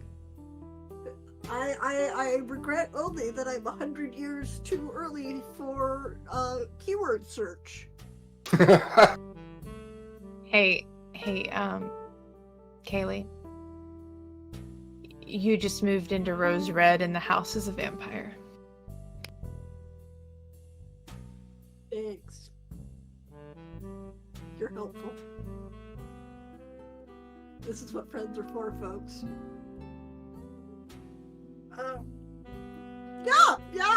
Yeah. I'm gonna go then back to the earliest records when the house was built and see if it says anything about that bullshit. Or the house being a vampire.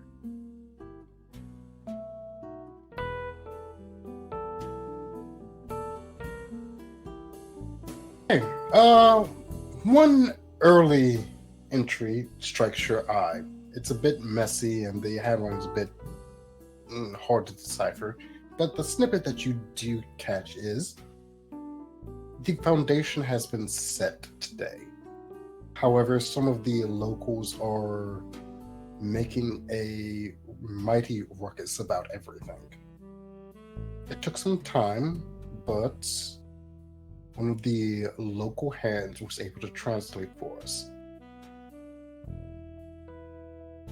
They are saying that if we were to build something here, we need to make a connection between our blood and the land. They say that the ritual takes 7 days to complete, and doing so will appease both the tribe and the land. It is my place as head of house to make sure that this project is seen to fruition, and I volunteered to complete the ritual. Does he happily describe this ritual? So the handwriting is a bit messy and it takes some doing to decipher. The next passage that you managed to make some heads or tails out of it says, "It has been about 3 days now, and I cannot tell the difference between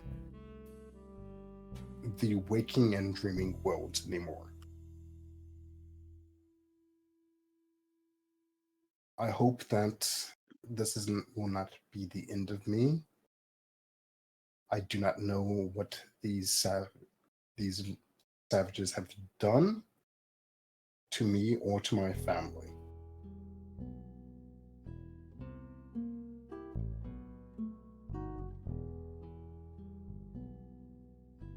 Do I know what tribe he's referring to? Like, are there any of them still in this area? This sounds like a good thing that Robert could look into when I'm leaving the house to find them.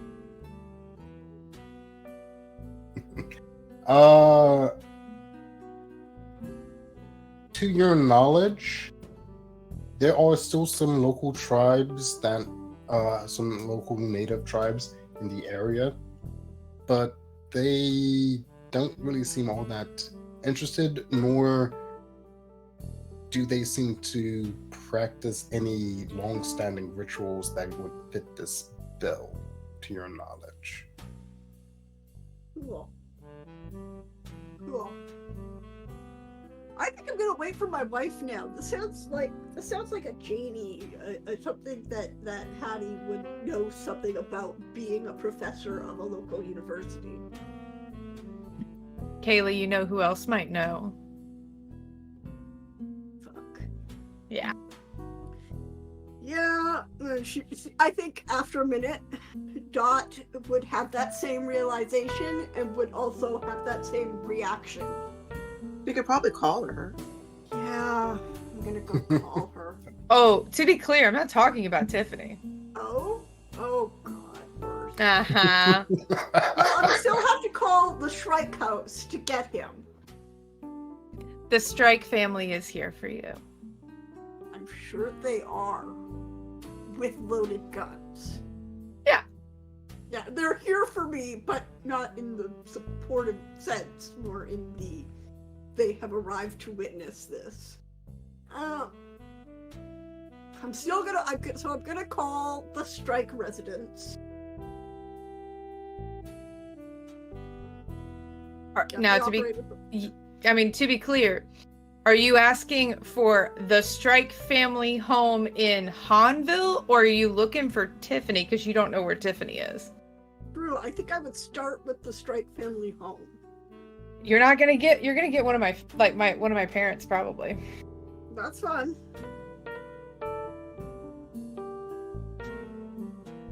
You do, in fact, get one of Tiff's parents. Her mother, in fact. Hello. How can I help you? Hello, Mrs. Streich. This is Dorothy darling. Oh, yes, I remember. Does she immediately hang up? No, not yet. Is your daughter or her beau currently in residence? I'm afraid not. No, neither one of them are currently able to come to the phone at the moment. Could you? May I ask why you are looking for them? I actually need, Mr. Odahay. I've come across some information that might be relevant to his ancestry, as it were. If him and Tiffany would help, I would owe them a favor. Oh, a favor now. Indeed, Mrs. Streich. Now, we can do a lot for a favor. So you will then pass the message along? Certainly, I will gladly do this favor for you. Passing on a phone call just were some of my best muffins, but they're very good muffins. Ask them to, if you could ask them to join me at the house, the new one. I will certainly tell them the message next time I see them. And to expedite the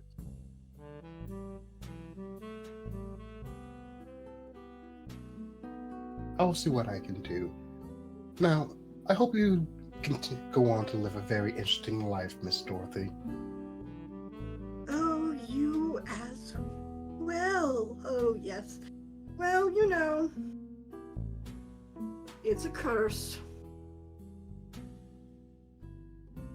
All right.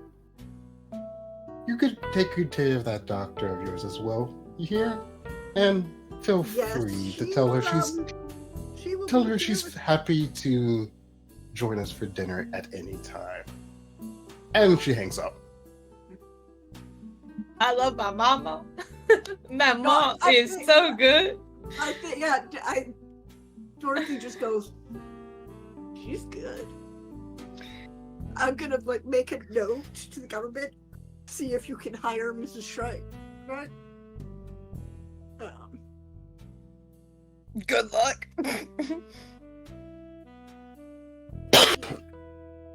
And I'm glad I still have your approval for my portrayal of Mrs. Streich. Look, Mama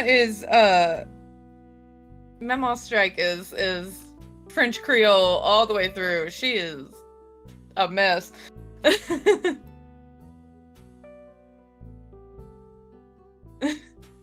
All right. So, Dorothy, I think, then not waiting for she would putter. She would putter because when Dot is stressed out and trying to think, she normally bakes or experiments with poisons, and she doesn't have her things here yet. right, fair enough. So I'm going to ask this. Who would you prefer to arrive first? Robert or Hattie? I can warn him about Robert. Oh wait, that's not me.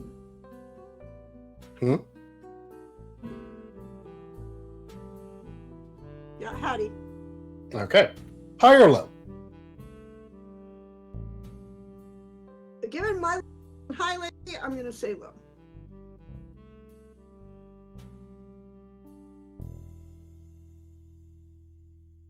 Okay.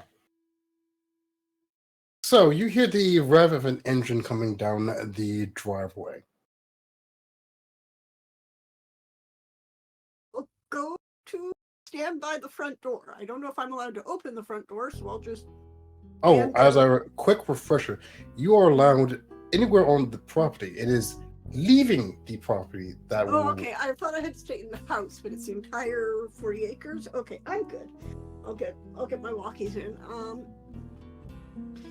I will open the door and have a look out. You rent the vehicle as your own. It is Howdy who arrives first. No one around? No one else in sight? No? Okay, in that case, I will go up, and as soon as she gets out of the car, I will take her in my arms and give her a kiss. Welcome home. Well, this isn't home, but Well, no, but... Well, anywhere you are is home. That's the good news. Bad news is, well, there's actually quite a bit of bad news. To start with, Miss Tiffany, in her infinite kindness, arranged for a gentleman to be spending this week with us to run errands as a man of all work. oh, is he? Sure. So you don't? Is he nice? Is he? He seems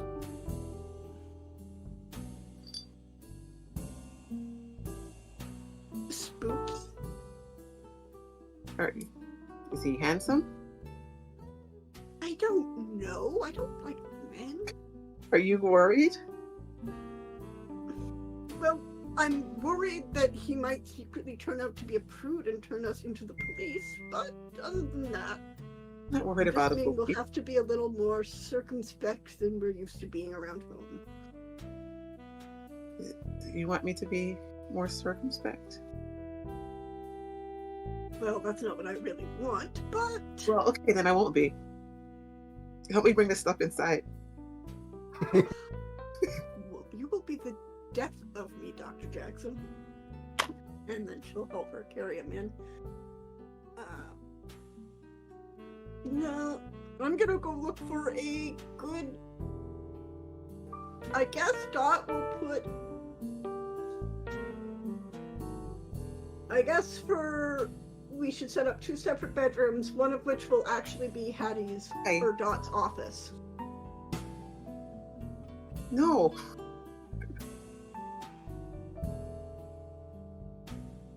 Are there 2 adjoining rooms with a door between them? Like, Can't we just have a normal room?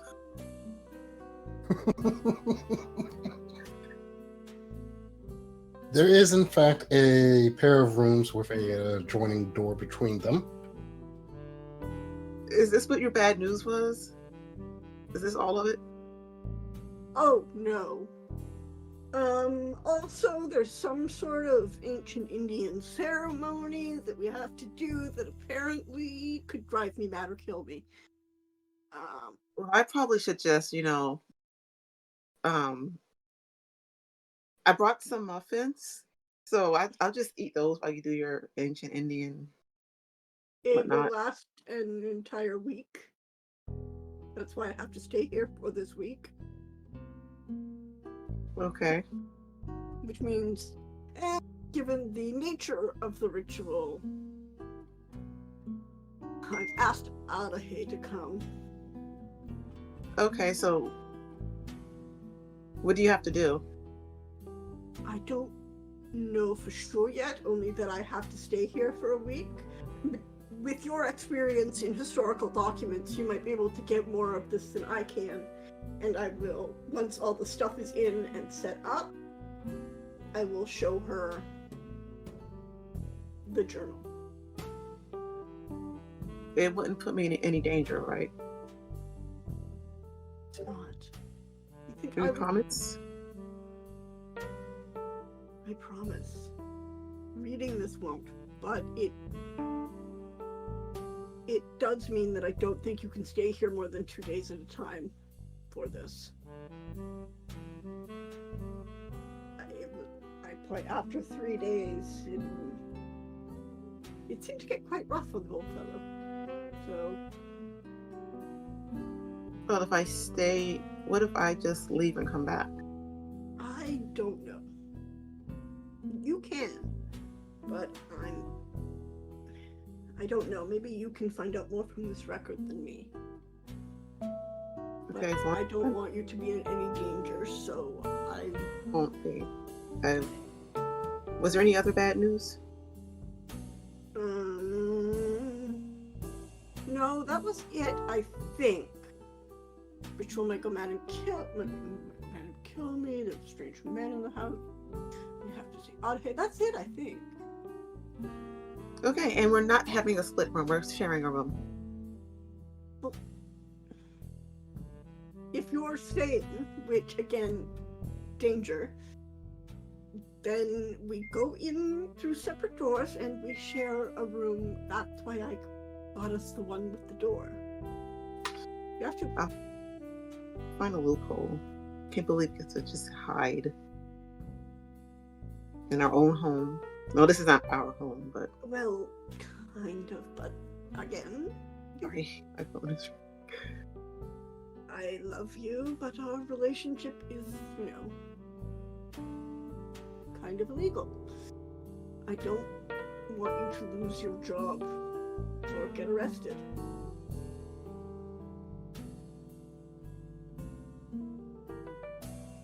Okay, let me put this stuff up real quick and I will be right there. I have an idea. Chicken.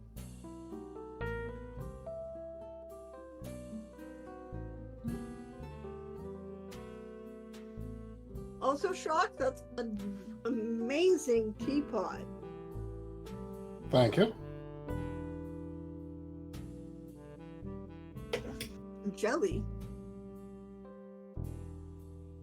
I've had it from a few years now. I think I got it off of Amazon. It's not hard to find. Used to be a tea store that sold some really nice cast iron ones here. But I have the fancy tea maker that does the loose leaves. It's life-changing, folks. I mean, I would have said the same thing about a cast iron teapot. I love that thing. Man, okay. Y'all don't understand. I can join the ranks of the coffee people. I can put the tea leaves in the basket and program it. It at the designated time. It boils the water, lowers the basket for the strength of tea I want, and then raises it back up so it doesn't oversteep. It's witchcraft, y'all.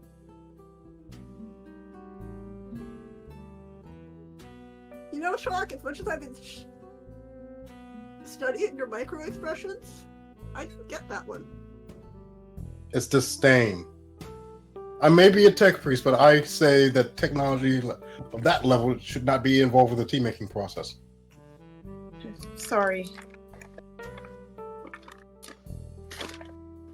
It's like, oh, I have an idea. I'll be right. Let me put this back. And then I thought you were speaking in character, but then you just got up. So. No, I'm sorry. I was trying to make it work in character too. That worked. Okay.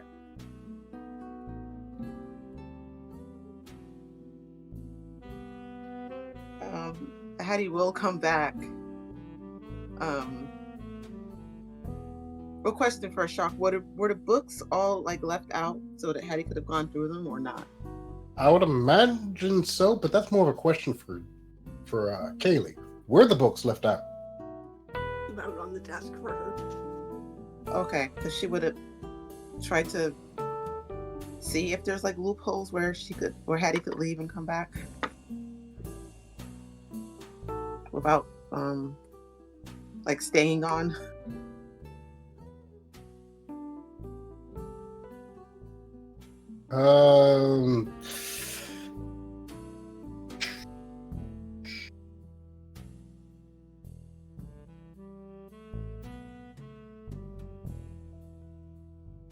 From what you can gather, like I said, a lot of the earlier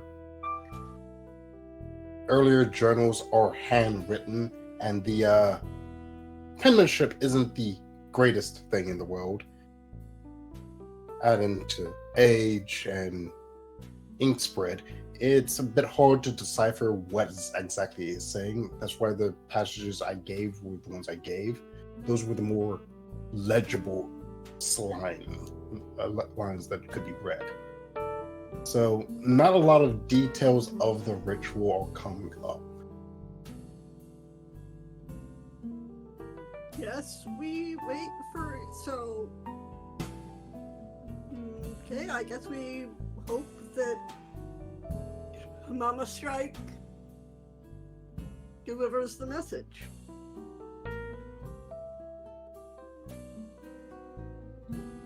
Okay, so if there was nothing in there like that, then Hattie's idea was just to get some muffins and some tea. Do you think that...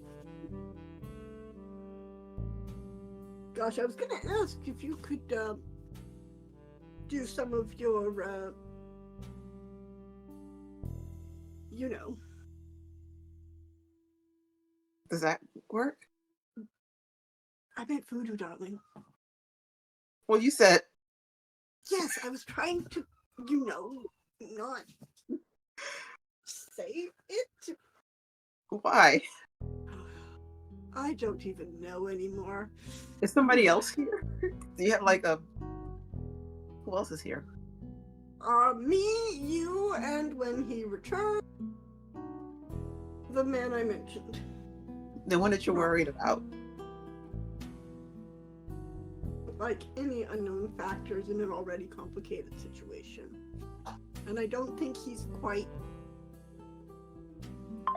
normal. I don't know if that's for our benefit or detriment. Normal?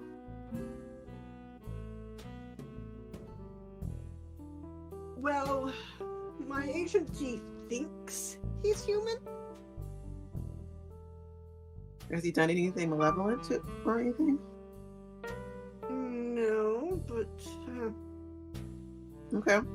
not yet. Which is why he's allowed back in the house, and I haven't shot him. Do you have your gun? My gun. Okay. So it works?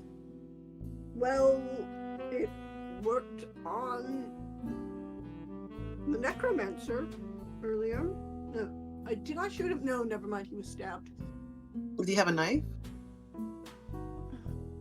He had a lot of threats. No, I'm just saying that if you have these things to take care of the threats, you shouldn't really worry.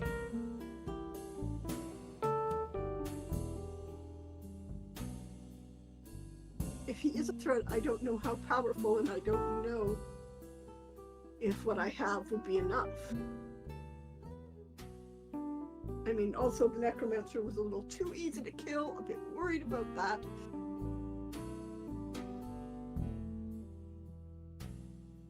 He was much harder to kill the last time, frankly. Well, I have no idea, so I'm just going to have some more muffins. Did you bring my experimental muffins? I think so. She remembers that she has to be like sometimes very direct with that. The poison ones. Did you bring the poison ones? Yeah, because I didn't want anybody to eat them. I'm not eating those right now, just so you know. I have them in different bags. Eat them ever. So that one time you stopped me from eating one. Yeah, I didn't know poison.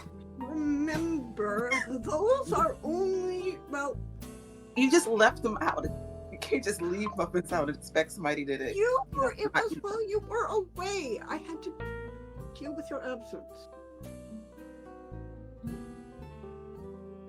I'm gonna take the poison cupcakes and I'm going to leave a note on them that says for Mixotonic staff only.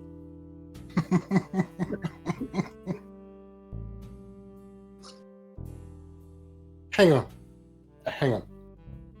There's still muffins, and it's in the 1920s. What poisons are in them to keep them fresh looking for that long? Sodium benzoate. I mean, I assume that we have an ice box we could keep them in. Or Even a fridge with it. It's an older house. It probably would have an ice box installed more so than a quote-unquote modern fridge. So I will put them in the icebox with the note.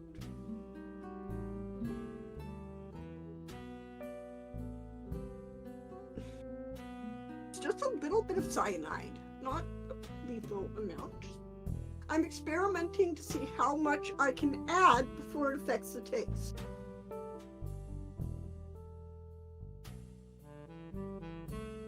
So the apple seed muffins. Who's tasting them that are with the poison? Sorry. Some soldiers on the base. A few members of the actually some of Hattie's faculty That age-old American tradition, illegal government experiments on our soldiers. It's not illegal if they agree to it. Sure. Uh-huh. I mean, the blanket agreement that they signed when they joined up might be a bit questionable. Uh-huh. Look, it's better. Yeah. It's arguably better than them than the prison inmates. They don't have any say in the matter. Uh-huh. I'm not trying to make this sound better. Look, man. Dorothy just, yep. She's just gonna, yep, she's been experimenting with the lower doses on, eventually she has not continued her experiments in a while because Hattie made her promise to stop. But she did last try them on some of Hattie's faculty rivals. Just And let's remember what time period we're working with. This is still the time period where people were putting literal known poison on their walls as paint. exactly. Like cyanide was one of the it was one of the cool poisons. Look, that nice green color that was all the rage in the Yep. 1800s. Arsenic cloth. Arsenic. So does this Yeah. mansion have like green wallpaper? Yeah, I'm actually kind of basing Dot's experiment. You could boil the arsenic out of that wallpaper. Yeah. Come on. I'm pretty sure that we could get enough peach pits to make us some good cyanide too. I'm fairly sure you'd be better off with almonds, but yeah, peach pits also would work. Well, it depends on where you are, because if you're in one of the areas where it does flood, the salt water coming up from the hurricanes will kill those peach trees. True. Probably I will have yeah. Yeah, for some reason Dorothy's been buying almonds in bulk for a couple months. So Dot, I do have other thing to tell you. Oh. I got a warning to just stay safe from someone that I trust, so I won't be putting myself in any danger. Well, oh, so that's what it takes to get you to not put yourself in any danger.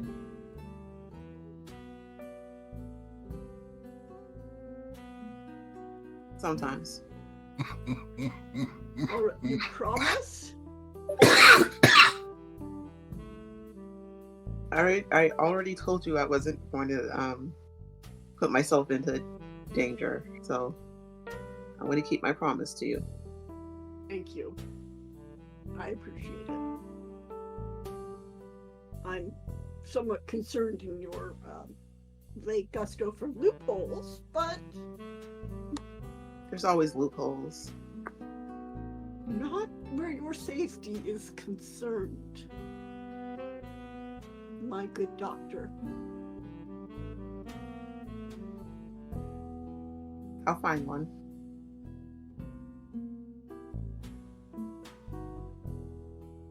So when I've is your already had some zombies. I don't want an undead paramour, please. It's creepy and would probably not be very delightful to kiss. Oh, so that's all you're worried about? Well, you're the one insisting on finding a loophole, and that is usually a pretty big loophole.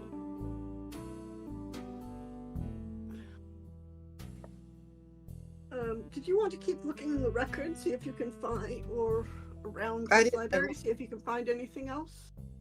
I looked through what you left out, and I couldn't find anything else. Yeah, the library's been rather picked over, and all the books were missing from the auction room. Oh, because they were sold? No, were gone when the buyers went to retrieve them. Oh. I suspect Miss Tiffany. Well, it could have been the weirdo, weird face guy. He definitely did not have any books on him. When we chopped his body into pieces with No, there was silver. another weird Penelope's Robert. buddy. No, Penelope's buddy. He was here? Yeah. Oh. Yeah, they were in a talking for, and I didn't want to get involved, but just saying he could have taken the books. Make a quick phone call. And I'm gonna go back and call the Streich house again. So this time you get Papa Streich, and it's like, hello? Sir, this is Dorothy Darling. I am an Click. associate. Call again. Hello? Just tell your daughter it's about Timothy. Click. I'm going to take that grunt as affirmation. It's he's like first generation German American. Grunting is a hard thing to parse. Yeah, no, it's a unique dialect for sure. Mm-hmm. Mr. Yep. Well, I figure if anything can get a hold of get a hold of Tiffany and get her here faster, it would be that. So, speaking of Tiffany, I take it you're back at your new house right now, right? Yeah. Okay. So, yeah. Odd Hayes probably lounging on a couch somewhere. Joss is somewhere. He's still small enough to, get lost in everything. Mm-hmm. And yes, you do now finally get a phone call. Mm-hmm. You answer? Yeah, I pick up. So, it's your mother. Am I Hi, wrong? Tiffany. Hi. So we just got a couple of calls from your how can I say? From Dorothy, the Yes. What does she want? so she is actually looking for your friend Adahe. Seems she's got herself caught up in some stuff. It has been 6 hours since I saw her. What did she get into now? She also mentioned something about a Timothy showing up. Oh, I knew about that.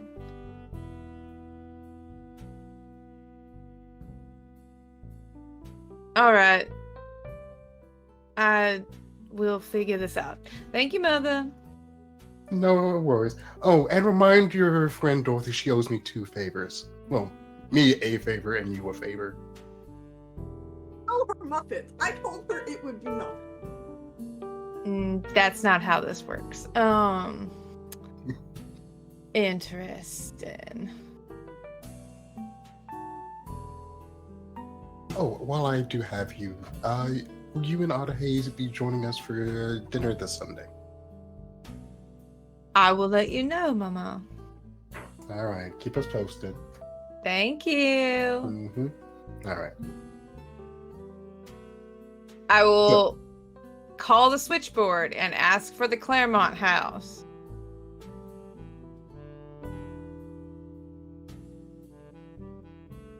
So you get patched through, it rings.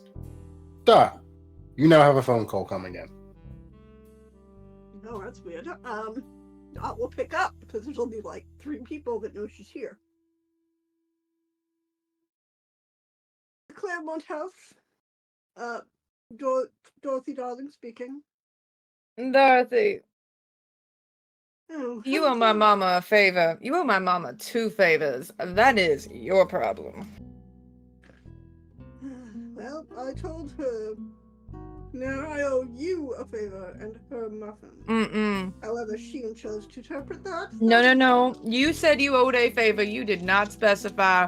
That is your fault. I said I owed you one. I would owe you one. Anyway. Well, first, did you know that Timothy had been here? Oh, yeah. In the afternoon? Well, that like one of us. Yes. Penelope was dropped off at my house. So I don't know if she's still there or has probably scampered out a window for some reason. She does have keys to the front door. I've got eyes on it, don't worry. All right. Secondly, the reason you remember the stipulations in the will? What about it? Apparently, the reason for the 7 days is there is some sort of attunement ritual to pacify the spirits of the land and the native tribes. What tribe?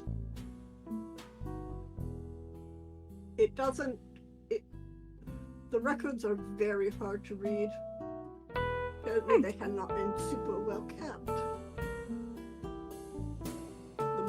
The ink and the writing is smudged. I can't make it out. But I was hoping that yourself or your beau might... Oh, you're going to make a deal? Adi. And I just hand the receiver. So, I heard something about a deal. What's going on? What's on the table? What are you offering? What do you need?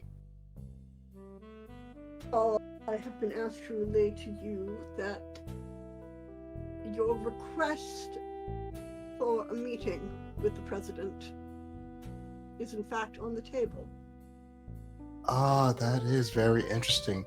But I don't think that's why you're calling now, is it? No. Do you know anything about an attunement ritual that local tribes may have asked?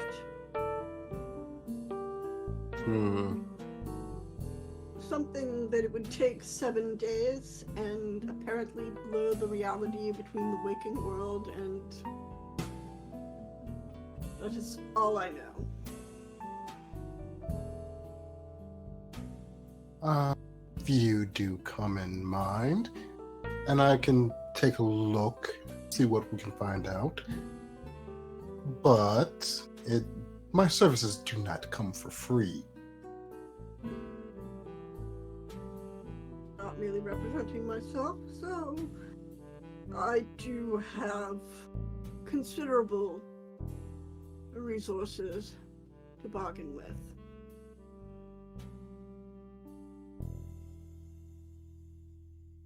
In other words, the office is paying. I was like, you can name your price. Dot's a little bit pissed about just being abandoned in a creepy house for 7 days. She's gonna pass the bill on.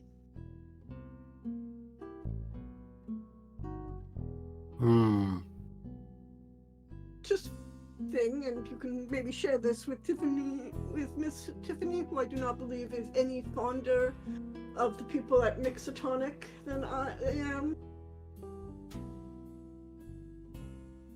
So you're bargaining not so much on your own behalf, but on behalf of your organization, even though this directly affects you. As well, I'm not overly fond of the whole going mad and dying bit, which seems to be implied if I fail. Oh no, I highly doubt you'll go permanently insane, unless you mess up that badly.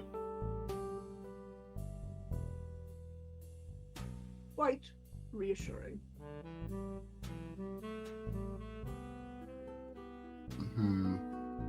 But like I said, I'll happily swing by, take a look, and it seems you are in the market of dealing in favors nowadays. So I think I'll just lay claim to a couple of my own from your organization. We'll pass that along. That seems more than fair. Excellent. Alright. We'll see you in the morning. Wonderful. Tomorrow, then. In the morning. Thank you very much. And, oh, and just a note, there is several muffins that I've made yesterday. Don't touch the ones in the icebox.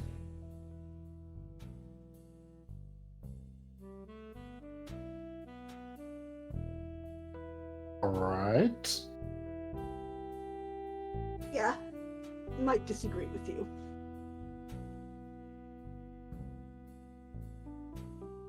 I highly doubt you have anything that is going to really upset my stomach. I think at the... Oh. Mr. Odahay, on a more personal note, are you perhaps implying that you are immune to poison? I'm implying that whatever poison you have is pales to comparison to what I usually produce. On a personal note, first favor, would you be able to help me with a taste test?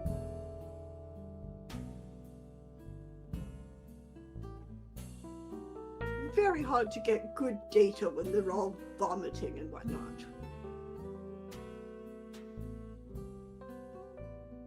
I'll get back to you on that. I'm reassured that except for the cyanide, they're quite good muffins. But,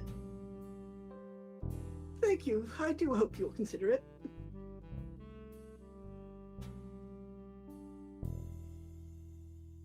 Alright.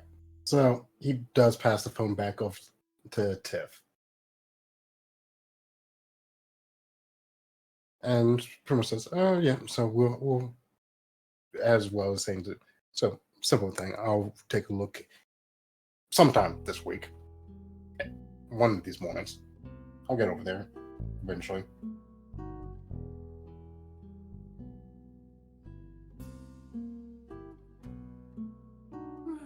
Sorry, say that one more time. I was answering a question.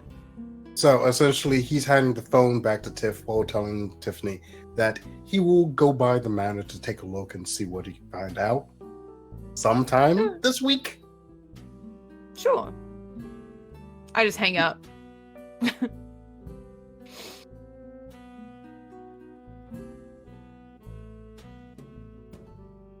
And yeah, he may have. I take like a notebook out from my pocket and draw like 2 skulls next to Odahay's name. And close. Amazing. I'm sorry if Odahay is treating you like Comcast treats any of their customers. Yeah, no. He is now officially on Dorothy's shit list. but there's also He wasn't before? He's just doing his thing. Now it's personal. That seems right. She has standards. Thank you. Not that. She has her standards. But I mean, Alright. threatening to kill her is one thing. Rudeness? He's always been rude.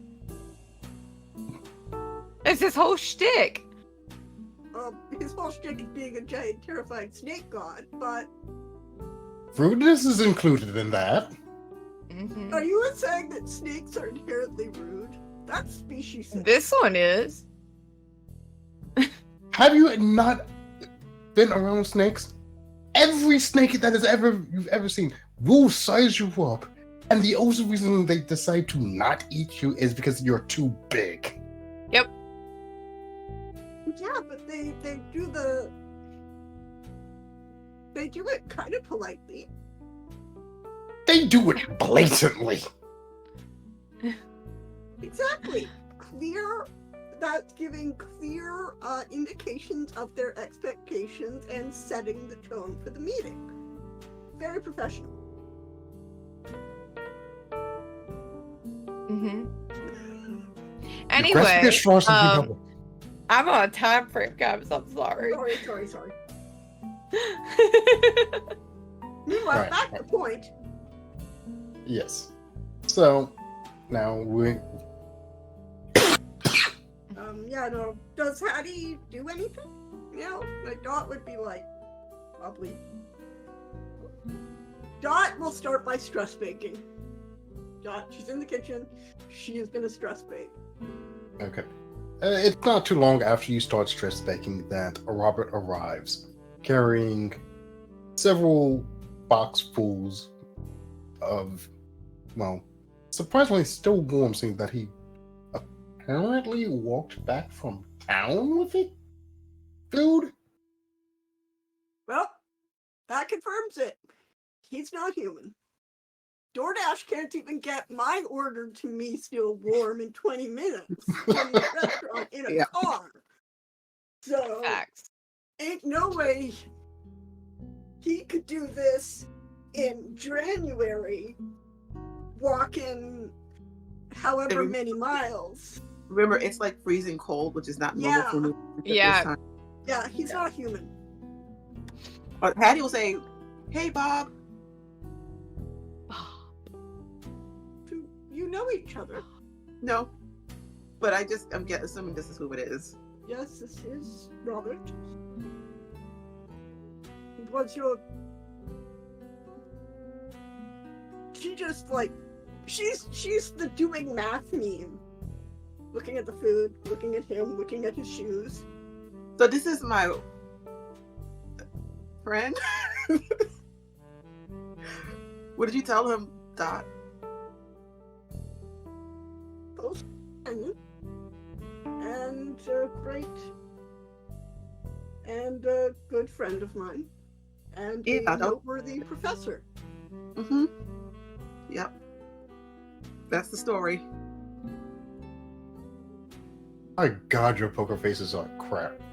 I wasn't even trying, to be honest. She is the worst liar ever. Just don't turn us into the cops or the society. Just don't ruin my sleep, and I don't care.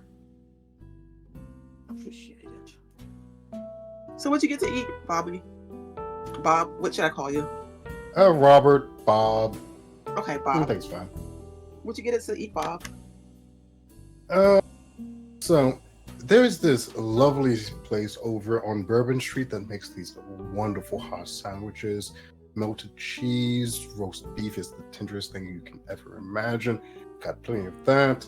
Also swung by, picked up a local chicken recipe. But it was a little bit saucy, a little bit spicy for my taste, but it's pretty good. Also, I managed to pick up a thing of jambalaya from this sweet old lady that I know. She's great. So we got a good spread here. Oh, yes, we also have some mashed potatoes and gravy to go with that. Oh, this is great. I'm Can we keep you around? IRL. I'm hungry now. I really regret that we are considerably too early for picture phones, because this would probably get Tiffany over in a hurry. Like, oh come on! Have you seen these sandwiches? I am considerably closer to the sandwiches currently. My Yeah, can we goodness. keep Bob around? This is great. Thank you, Bob. Bob, Robert, is it looking a gift horse in that mouth to ask how you got this all back here so more? Yes, it is. Don't. Did you just doubt yourself, Jock? Did you just preempt my doubt? Can I do a psychology check on you, Shock?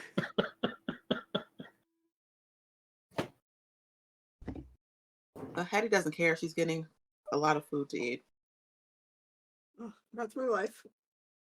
I'm gonna do a psychology check on Robert then, since I'm guessing that's a no on you. Go right ahead. And I fail, but I think we're almost done, so I'm gonna burn. Right, I have like 30 luck left, and I am gonna burn 20 of it to make that. I mean, other than the obvious, he is clearly hiding something. A sense of what he's hiding? So what did everybody who rolled, like, to figure out who he was roll when? I rolled like a 2. No, I mean, what did they use? Yeah, I don't remember what it. Can...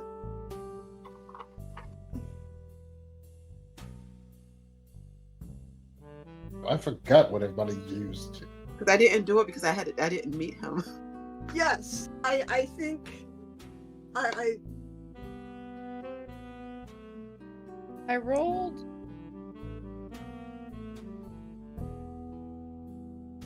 something. actually I want to say it was a cult. Yeah, could I was gonna ask if I could make an occult check to see if I can figure out how the food's still warm. Look, there is no natural explanation for this. Don't test me. I can make it sound natural. And You can make. How far did he have to walk from town to here? About a mile and a half. He had.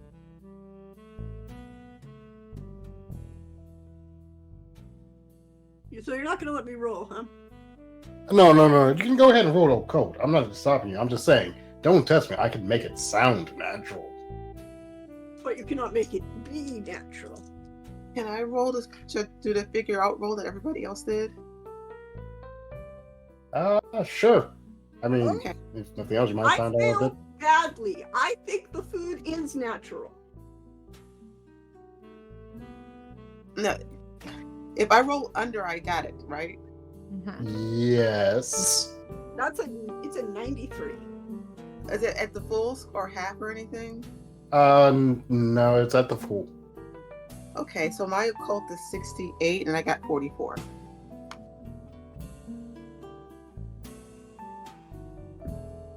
So you're fairly sure he used some sort of magic to not only keep himself warm, but keep this food warm during the trek in near night in the middle of the January. So yeah, he must have used some kind of magic. I'm not sure what kind of magic, and you don't know how powerful he is, but he used some kind of magic.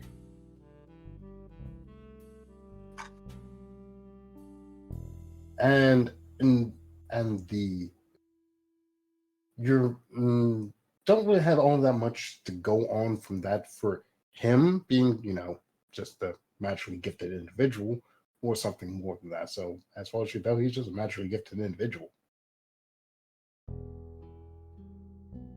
Next to doubt.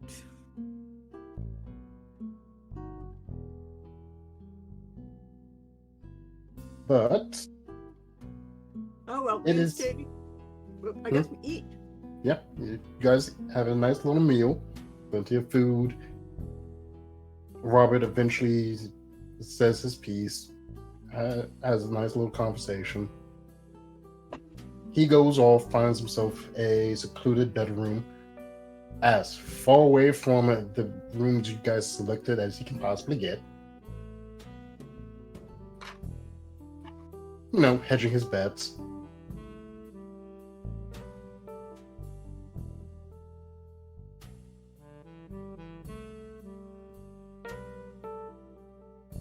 That man is almost as bad a liar as you are. There's no real reason to try to. I mean, I didn't really see why. No. I mean that he doesn't care if we know he used magic. Yeah, so he's probably pretty powerful. Yes. Yeah, and the more powerful somebody is, the less they care. Yeah, did you know any magic that could keep food warm? That sounds more practical than all of the high magic spells I've heard of. I mean, I was only away for a few months, learning it in a very intense way, where I couldn't contact anybody.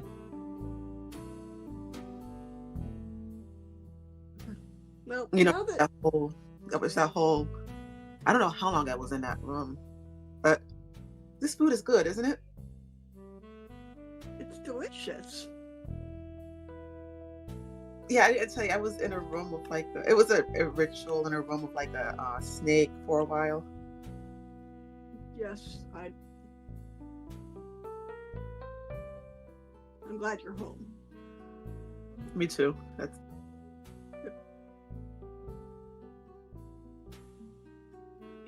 if you need to use a chicken, please do it in the sink. You're always worried about that. It's like you think I'm gonna go into the living room and do a whole ceremony. There were feathers. There were feathers. Because the chicken got in the house. The chickens shed feathers when they run around. I assume we've just put them in the back, in outside the front door with some feed for the night, or I guess. Yeah. Wait, is there a barn? There is.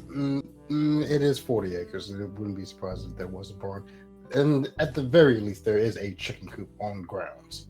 Yeah, okay, then we can put the chickens in the chicken coop. So okay, I'll put the chickens in the chicken coop, so you don't have to worry about them waking you up or something. I don't know where your imagination goes. I don't trust chickens. They're inherently deceitful. Yeah, I'm gonna go put them in a coop while you get our room ready. Not two separate rooms. One bedroom.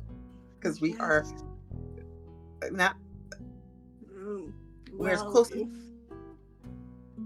if you insist, I guess I can stand that. Yeah, we're as close as we're getting to married. So you just get our room ready. I'll be back. And Hattie will go put the chickens up. We're what? What? First time that. Okay, Dot will obey.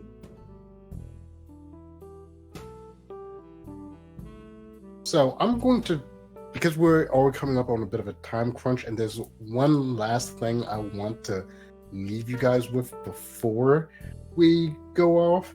I'm gonna do it just a tiny bit of a time skip here. Fast forward a little bit, you guys have gone to bed and whatnot, and I'm going to ask Dot to give me a power check. Hey, what? Now, if you were to look at the top of your character sheet, you would see that there are 7 core characteristics: strength, constitution, size, dexterity, appearance, education, knowledge, I see it now. Yeah, and right under size. power. Just a flat roll? Mm-hmm.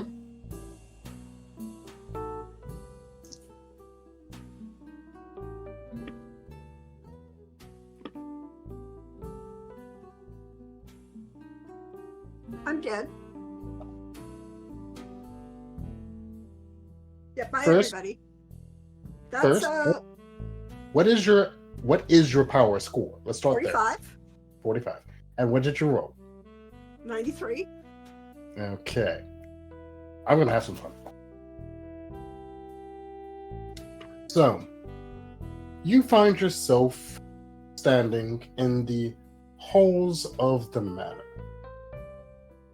You don't quite know how you found yourself there. It still seems to be the middle of the night, and the manor is as silent as you would expect. However, everything seems to be awash in a light that you do not see the source of. And standing not too far away, in the middle of the hall, is a chicken.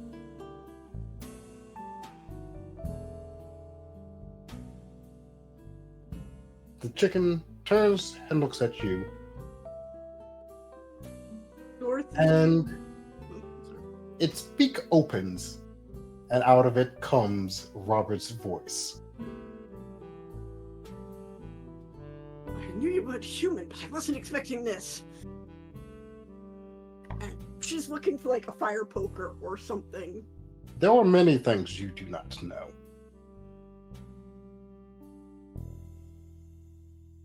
Well, I'm quite aware of. Are you really a chicken?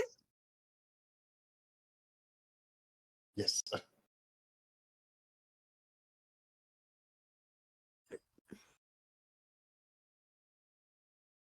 It continues to speak, and its voice smoothly slides from Robert's to the voice of your handler.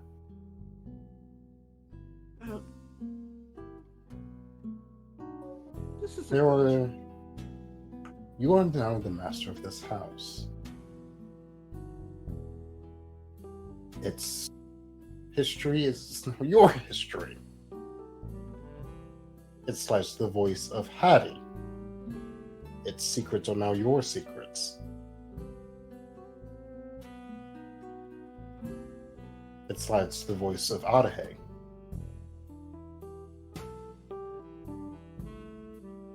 And it is only going to get worse from here.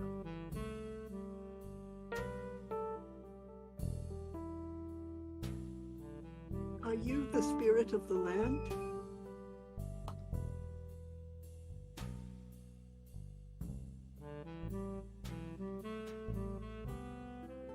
I have been called such in the past.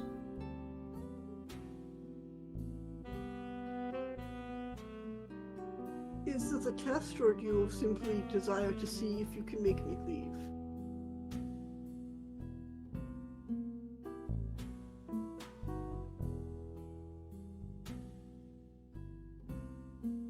Those two are not mutually exclusive.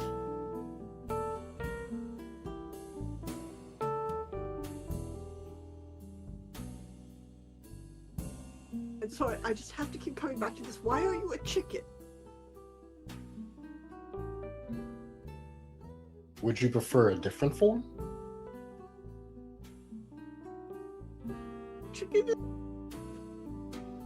fine.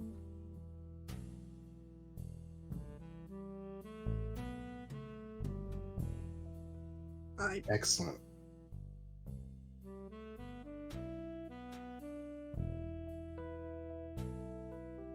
if you are the land spirit, and then I do wish to play well with you. What do you desire from this test?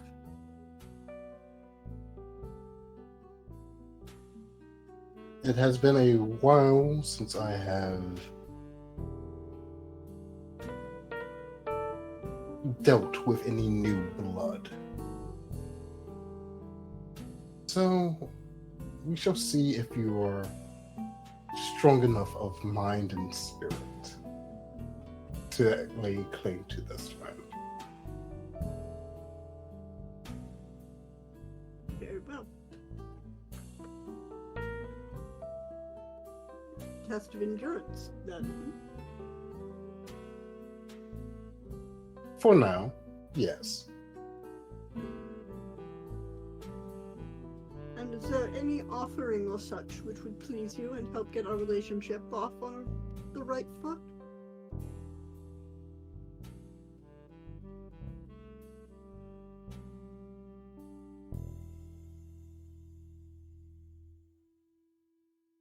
Bribery no longer has such an effect on me, I'm afraid. Well, how do you feel about doubt and self-castigation? I'm rather good at that.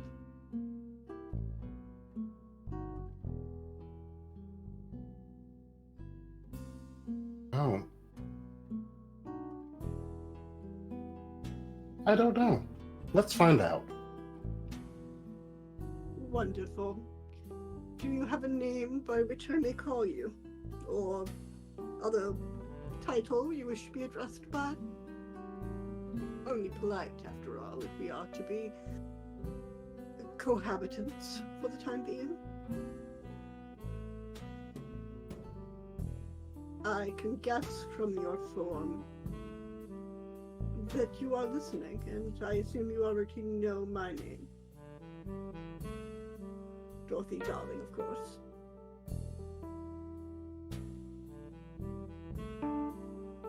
Answered it to many names. Though I was quite partial to this one, Loci. Oh, Loci, yes, with the Locii, as the Romans would have it. Yes, I believe so. Well, pleasure to meet you, Loci. And I'm just gonna shoot myself in the foot here because I feel that 93 deserves it. Are you gonna call for a deception check on the name? No. Cool. All right. Let me slide with the last, with the handler that time, so I figured I was due to at least offer. But this is what we're going to call it for the evening. I hope everybody's been enjoying this. It's been a rather RP heavy session, but that's usually how it goes for Speakeasy. We're getting back into the swing of things. And like I said, on a bit of a time crunch. So the person who put us on this time crunch, why don't you go ahead and start us off on the outros? Hi guys, I gotta go. My name is Cass, better known as Yoda or Yoda Almighty. I am in a lot of... I'm not in a lot of things this month. That was last month when I was in 25 games. It's fine. This month I'm not in as many. I will be back on your screens a week from tomorrow. Still on this same channel for Fragments of Tomorrow's Apocalypse or City of Mist game. Everything's fine. Everything's fine. Alan isn't scary. I mean, he wants to be. Trauma. There's some trauma. But I'll be around. I'm on your screens and doing things and stuff. But yeah, I do have to go. So I'm going to type out here. All right. Go ahead, whoever wants to take next. Howdy.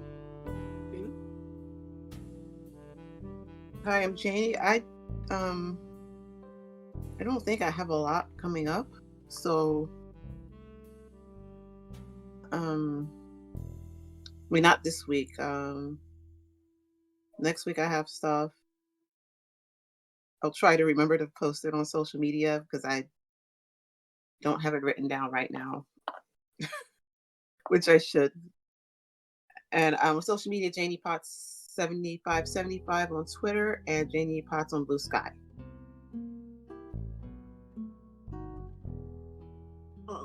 Right, that leaves me. Hi, folks. I'm Kaylee, the Gnome Barbarian. You can find me on Twitter at Bruce Kaylee, K-I-L-E-E, or you can find me on Blue Sky at Gnome Barbarian. As I said, it is Asexual Awareness Day, so I just want to shout out to all my fellow aces, and if you know an ace, you should buy them something from their throne list, or give to an ace charity, because we really like it when people perceive us. You can find me next week with Janie in her game of Winter, where last time I didn't play last week, but next time I understand that she did arson, and the week before she straight up murdered a guy in character, to clarify. So it's gonna be a hoot. Monster of the week, I hope you come on by. Thank you. All right, and that leaves me. I'm Sharkpoint Fury, your game master for this evening. Once again, I'm glad everybody could join us. Next time you'll be able to catch me will actually be on my own channel here on Twitch every Monday and Wednesday, where I stream whatever. It has been quite late, a lot of Helldivers 2 lately. A bit of an odd choice for me, but it's still a fun game. Other than that, I do believe several fun things are going to be coming back for me as well, like King's Gambit and Breaking Neon, and even Heart of Darkness this month, hopefully, sometime. I hope. Maybe. Fingers crossed. That being said, we'll be back here for Speakeasy Conspiracy every first Saturday of the month, assuming my lungs cooperate. As you can hear, they are actually being very cooperative this evening, and they're only going to get better from here. Once again, hopefully. Maybe. So, now, we're going to leave you guys out by rating the Lollygaggers, who seem to also be playing Call of Cthulhu. So go ahead, give them a shout for us, and I hope to catch you all next time. Have a nice night, everyone.